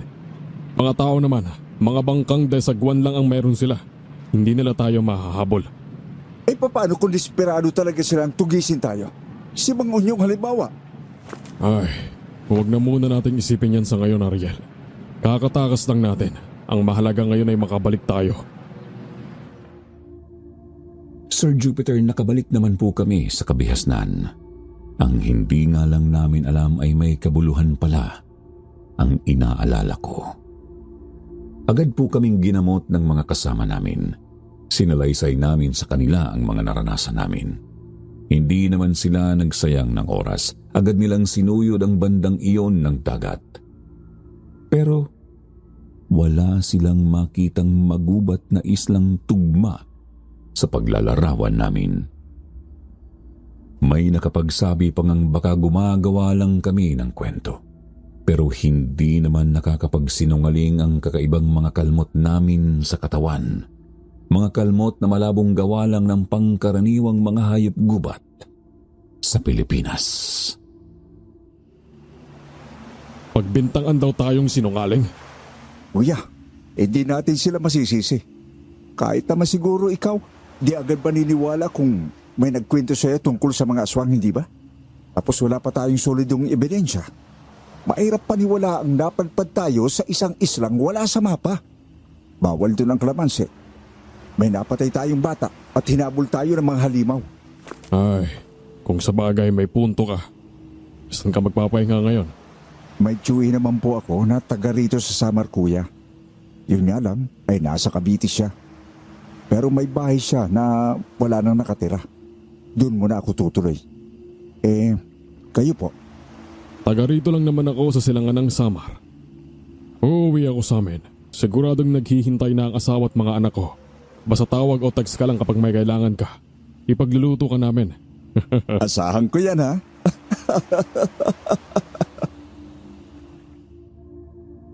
Mga 2 linggo na po akong nagpapahinga noon sa bahay ng tiyuhin ko sa may Eastern Samar, Sir Jupiter. Mag-isa lang ako roon dahil nga nasa Cavite na ang kanyang pamilya. Magaling na rin naman ang mga sugat na natamo ko sa nangyari sa isla. Bagamat may iba talagang naging permanenteng mga peklat na. Isang gabi pauwi na ako noon matapos gumala ng konti at kumain. Tumunog ang cellphone ko nang may tumawag. Hello? Kuya Gary? Napatawag ko kayo. Ariel, nasan ka ngayon? Gumala lang po ng konti, kuya. Pero, pauwi na rin. Bakit po? Umuwi ka na agad. Si Onyong nandyan siya. Nandito siya. Sinundan niya tayo. Ano po? Si Mang Onyok? Pero paano? Teka nga po, kuya. Paano naman siya makakatawid ng dagat nanghihina sila sa tubig alat? Baka naman, namamalikmata lang kayo. O baka, kamukha lang yung nakita nyo. Hindi ako pwedeng magkamali, Ariel. Nagpakita siya sa akin kanina nung pauwi na ako galing palengke. Siya talaga yun eh. Siya talaga yun. Pinandisigan pa nga niya ako ng tingin eh. Ariel, alam kong guguluhin niya tayo. Kaya kailangan mag-iingat ka. At hindi siya titigil hanggat hindi siya nakakagante. Agad na numbalik sa isip ko ang pagkamatay ng aswang na nalublob sa tubig dagat. Hindi ko lubos maisip na masusundan kami ni Mang Onyong. Sa pagkakaalam ko, nakita ko nga po kasi ay nanghihina ang mga aswang sa dagat, kaya paano siya nakatawid mula sa kanilang isla? Sa halip na umuwi ay agad akong dumiretso noon sa palengke.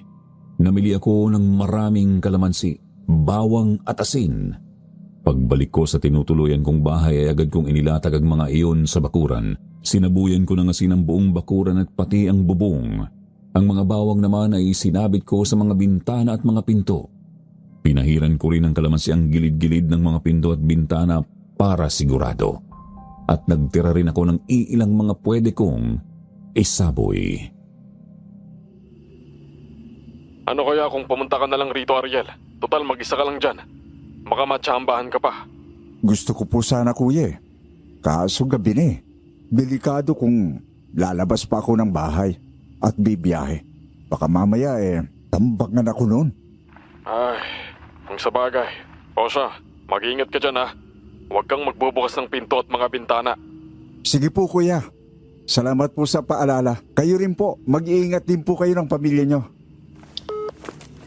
Ngayon, humanda ka sa aking aswang ka.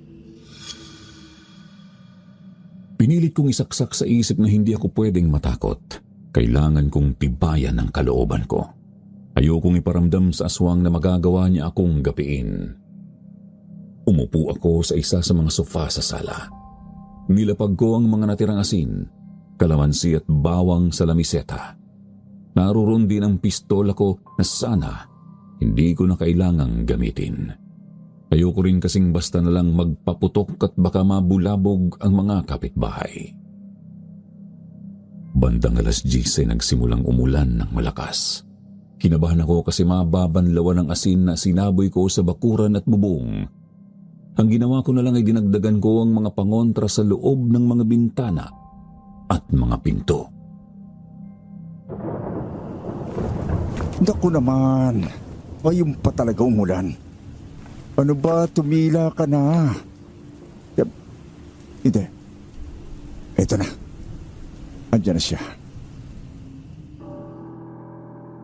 Hating gabi, nang maramdaman ko na nga po ang mabigat na presensya sa hangin, Sir Jupiter. May naamoy din akong kung anong masangsang na sumasabay sa samyo ng ulan. Ilang sandali pa po may naulinigan na akong mga yabag sa maputik na bakuran. Kumikilos yun paikot sa buong bahay. Noon ay sigurado na akong naririyan na siya. Hanggang sa biglang may kumatok sa front door. Sino yan? Sinong naandyan sa labas? Sino sabi yan Kung hindi ka magsasalita, hindi kita pagbubuksan.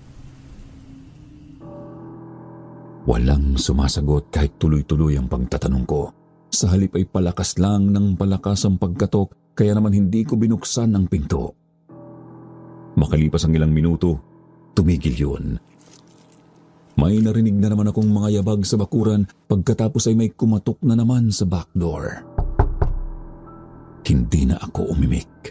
Hinayaan ko lang siyang katokin ng malakas ang pinto. Muli na naman siyang naglakad sa bakuran at kumatok ulit sa harapang pinto. Ariel, ako to si Gary. buksan mo ang pinto! Hindi mo ako malulokong hayop ka. Ariel, ako to si Gary. Buksan mo ang pinto, Ariel. Kung talagang si Kuya Gary yan, magte-text o tatawag muna yan bago pumunta. Isa pa, hindi niya iiwan ang pamilya niya ngayong may panganib. Ariel, ako to si Gary. Buksan mo ang pinto. Nanatili akong tahimik. Mula sa malalakas na katok ay talagang kinalampag na niya ang pinto. Ramdam kong nagiging desperado na siya. Nanginginig na rin ang kalamnan ko sa takot na baka masira niya ang pinto at mapasok na niya ang bahay. Hanggang sa muli na namang tumahimik ang paligid. Wala kong ibang marinig kundi ang malakas na ulan. Gayunpaman ay ayaw kong magpakakampante dahil hindi pa rin nawawala ang mabigat na presensya at masamang amoy. Umalis ka na, ano ba? Tantanan mo na ako. Hindi ako natatakot sa'yo. Kapag hindi mo pa ako nilubayan, talagang tatapusin na kita sa pagkakataong ito. Demonyo ka! Napaigtad ako nang biglang kumalabog ang bubungan ng bahay. Sinundan niyon ng tunog na kinakaskas na yero. Nakakangilo pakinggan. Tumindi rin ang kilabot ko dahil maaari talaga niyang mabutas ang bubong anumang oras. Kaya naman hinawakan ko na ang baril at kinasa. Talagang ayaw mong tumigil, ha? Etong sa'yo! Nagpatuloy ang pagkaskas niya sa yero. Itinutok ko ang pistola pa itaas, tsaka agad kong kinalabit ang gatilyo. Noon din, Sir Jupiter, may narinig akong lumundag mula sa itaas pabalik sa maputik na bakuran. Narinig kong tumilamsik ang tubig ulan ng mabagsakan ng kung ano o sino. Pagkatapos ay mariin itong umangil na animoy hayop gubat. Parehong-pareho sa angil ng mga aswang doon sa isla. Umalis ka na! Maliban na lang kung gusto mong butasin ko na yung tuluyan, yung bungo mo. Hindi pa tayo tapos. Hindi ako titigil hanggat hindi kayo nagbabayad ng kasama mo. Papatayin ko kayo. Igaganti ko ang anak ko. Mga pangahas, mga hayop. Narinig kong tumakbo palayo si Mang Onyong, Sir Jupiter. Unti-unti na ring naglaho ang mabigat na presensya at ang masangsang na amoy. Hindi nagtagal ay may kumatok na naman sa pinto ng bahay, ngunit sa pagkakataong yun ay nakilala kong yun ang mga tanod ng barangay. Pinagbuksan ko sila. Tinanong nila kung sa bahay ko ba galing ang narinig nilang putok ng baril. Kinumpirma ko naman yun, tsaka agad akong nag-imbento ng kwentong sasabihin. Opo mga kuya. Dito nga po galing yon. May magnanakaw po kasi kanina eh. Ayun, magnanakaw nga po. Nagtatangkang pumasok, kaya nag-warning shot ako. Huwag po kayo mag-alala. Sinigurado ko pong walang tatama ang kapitbahay. Napanatag ako nang sinabi nilang rorondahan nila ang paligid ng bahay. Tinignan din namin ang bakuran at bubong at doon nakita namin ang kakaibang mga bakas ng paa. Paa ng kung anong malaking hayop at hindi ng kung sinong tao lang. Sir Jupiter, tinanong nila ako kung sigurado raw ba talaga akong magnanakaw lang ang nanggulo sa akin. Umiling ako. Sabi ko ay hindi ko naman yon nakita. Basta kinatok lang ang mga pinto, nagpalakad-lakad sa bakuran at umakyat sa bubong. Napakamot na lang ako ng batok nang sila na mismo ang nagsabing, baka aswang ang nanggugulo sa akin. Sabi nung isang tanod, alam mo kasi iho, sa maniwala ka man o sa hindi, totoo ang mga aswang. Nanggugulo sila sa mga tao lalo na sa mga lugar na malalayo sa malalaking syudad. Gaya lang na lang nitong lugar natin. Kaya kung ako sa'yo ha, mag-iingat ka palagi. Baka balikan ka pa nun. Buong gabi ngang nirorondahan ng mga tanod ang paligid ng lugar namin. Partikular doon banda sa kinaroroonan ng bahay na tinutuluyan ko. Yun nga lang ay hindi po talaga ako nakatulog. Natatakot akong baka kapag nahimbing ako, bigla na lang akong mapatay ng halimaw. Hanggang sa sumapit ang 4:00 ng umaga, tumunog ang cellphone ko.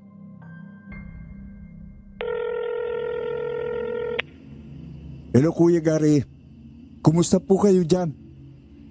Ay, Ate Rina. Kayo ho pala. Kumusta na po kayo ni Kuya at ang mga bata? Ano po? Si Kuya Gary? Patay na? At nadamay ang bunso ninyo? Diyos ko! Nanlumo ako sa ibinalita ng asawa ni Kuya Gary na si Ate Rina, Sir Jupiter. Hindi ko akalaing sinalakay pala sila ni Mang Onyong pagkatapos niyang umalis sa bakuran ko. Nagawa raw nitong sirain ang kanilang bubong. Tatakas na sana sila palayo kaso nadampot ng aswang ang kanilang bunsong anak na 13 anyos. Napilitan si Kuya Gary na harapin ang aswang, ngunit ang nangyari ay pinatay ng halimaw ang bata sa harap mismo na mag-asawa. Sunod ay si Kuya Gary na mismo ang kinitil nito. Pagkasikat ng araw ay agad akong nagbihis, nagbulsa ng ilang kalamansi at pumunta kina Kuya Gary. Nakakalungkot isiping ang pangako niyang ipagluluto nila ako ay naging kape sa burol nila ng kanyang anak. Buong araw akong nanatili sa burol, Sir Jupiter. Minabuti ko ng tumulong-tulong kahit paano sa pag-aasikaso sa mga bagay-bagay. Naaawa rin kasi ako sa naiwang asawa at isa pang anak ni Kuya Gary. Hanggang sa sumapit ang alas 9 ng gabi, pinakiusapan ako ni Ate Rina na sunduin ang isa nilang kamag-anak sa terminal ng bus. Pumayag naman ako. Yun nga lang ay medyo antok na po talaga ako noon, Sir Jupiter. Lumabas ako ng kanilang bahay at nagsimulang maglakad. Mula sa mismong bahay kasi nila ay kailangan ko pang maglakad ng mga 10 minuto para makarating sa kalsada. Noong malapit na ako sa labasan ay tinawagan ko muna yung kamag-anak nilang susunduin ko. Opo. Ako yung pinakausapan ni Ate Rina na susundo sa inyo. Mga 30 minutes makakarating na po ako sa terminal. Doon na lang po tayo magkita. Sige. Teka po, sandali. May aasikasuhin lang ho ako. Nalinti ka na. Bigla na lang akong natigilan ng maramdaman kong bumigat ang hangin. Nagpalinga-linga ako. Nakita kong may 3 tambay na nagiinuman sa harap ng isang pasarado ng tindahan. Pero halos wala ng taong naglalakad sa kalyeng kinaroroonan ko. Kumabog ang dibdib ko. Naisip kong bumalik sa bahay ni Kuya Gary dahil alam kong may nagmamasid sa akin.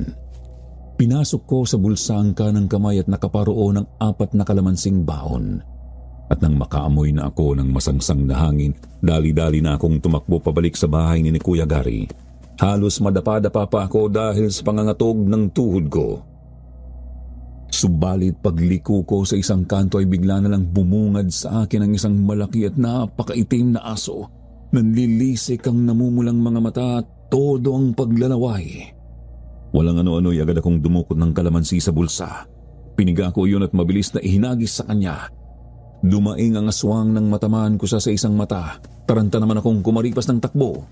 Nakaharang siya sa daan pabalik sa bahay ni Kuya Gary kaya minabuti ko ng tumakbo papuntang labasan. Humanda ka sa aking hamak na tao! Hindi ako titigil hanggat hindi kita nahahatid sa impyerno! Sinabi ko naman po sa inyo, Mang Onyong. Hindi namin sinasadya pagkamatay ni Loloy. Maawa kayo. Tigilan niyo na po ako. Walang iya ka. Yan lang ang palasot mo. Gayong binalaan na kayo. Hindi ko yan matatanggap. Hindi! Desperado na talaga tong isang ito. Anong gagawin ko? Bahala na. Habang tumatakbo ay pumiga ako ulit ng isa pang kalamansi. Pinahid ko ang katas noon sa magkabila kong kamay. Wala na akong ibang maisip na paraan upang makapalag. Wala naman kasi akong dalang sandata noong mga sandaling iyon. Hanggang sa nangyari na nga ang kinakatakutan ko, Sir Jupiter. Lumundag ang aswang papunta sa harap ko pagkatapos ay agad niya akong itinulak pati haya at binaganan. Di na siya nagdalawang isip, mabilis niyang sinakmal ang balikat ko. Napahingaw ako ng napakalakas, umaasang sana may makarinig sa paghingi ko ng saklolo. Aray! Tama na, Manong. Tama na. Hindi ko na kaya. Saklolo! Tulungan niyo ako! Tulong! Ramdam kong bumabaon na talaga sa kaliwa kong balikat ang mga ngipin ng halimaw. Bumabaon na rin sa kalooban ko noon ang matinding takot sa napipinto kong kamatayan. Pilit ko namang pinagsasapak ang kanyang ulo at katawan gamit ang kaliwa kong kamay na may kalamansi, subalit talagang desperadong makaganti si Mang Onyong, Sir Jupiter. Nakikita ko lang na umuusok at nalalapnos ang balat niya habang nakaanyong aso, pero hindi niya ako binibitawan. Tinitiis niya ang nararamdamang hapdi. Ilang sandali pa itinaas niya ang kanyang ulo at nagpakawala ng malakas na hiyaw. Tarantado ka talagang tao ka. Ikaw na nga itong may kasalanan. Ikaw pa itong nanlalaban. Ang akala mo ba, mapupuruhan ako diyang kalamansi mo? Hindi! Kaya kong tiisin ang hapdi niyan sa balat ko. Tutusin, baliwala pa yan sa hapdi ng pagkamatay ng anak ko. Manong, tama na po, Manong. Patawarin niyo na po ako, Manong. Tama na po, tama na po. Tapos ngayon, iiyak-iyak ka. Dahil ba wala na ang baril mo, kaya naduduwag ka na. Yan ang problema sa mahinang lahi ninyo. Umaasa lang kayo sa mga sandata. Para kayo mga garapata. Nakakasuka! Nakakadiri! Manong, tama na po. Pag ako, hindi ko na kayo guguluhin ulit. Pag ako po. Kaya patawarin niyo na po ako. Nakikiusap po ako sa inyo. Nakakarindi ka na. Ngayon, isang beses ko na lang itong ulitin. Hangal! Hindi kita mapapatawad!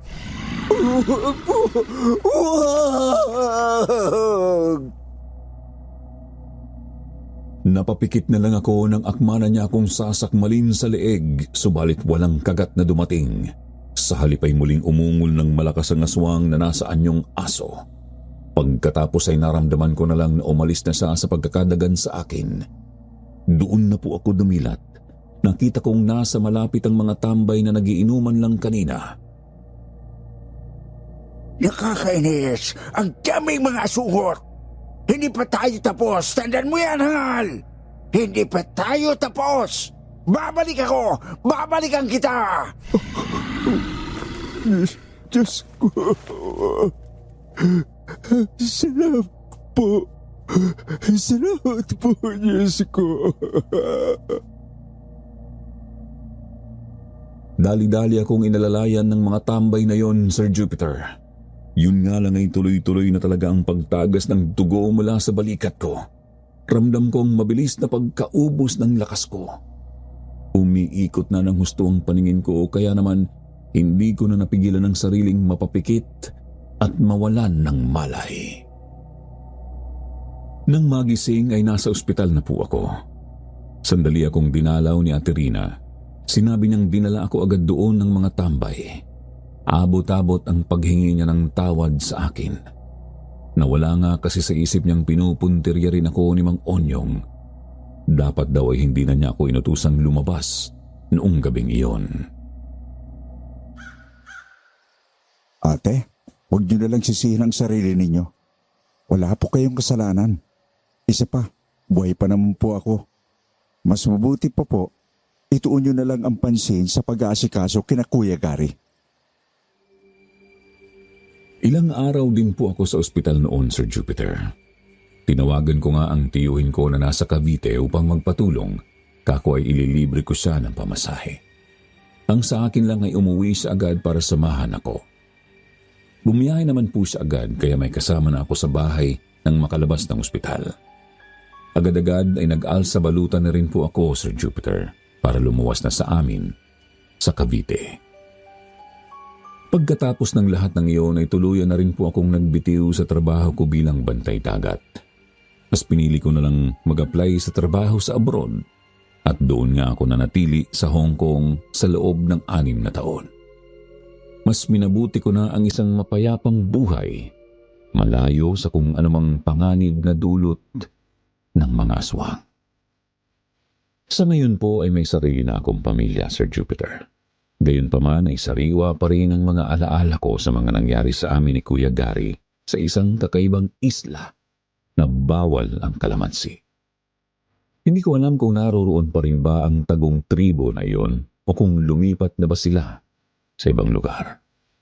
Basta ang masasabi ko lang, palaging mag-ingat sa mga lugar na hindi tayo pamilyar. Hindi natin alam, baka makagulo pa tayo at baka singilin tayo ng matinding kabayaran.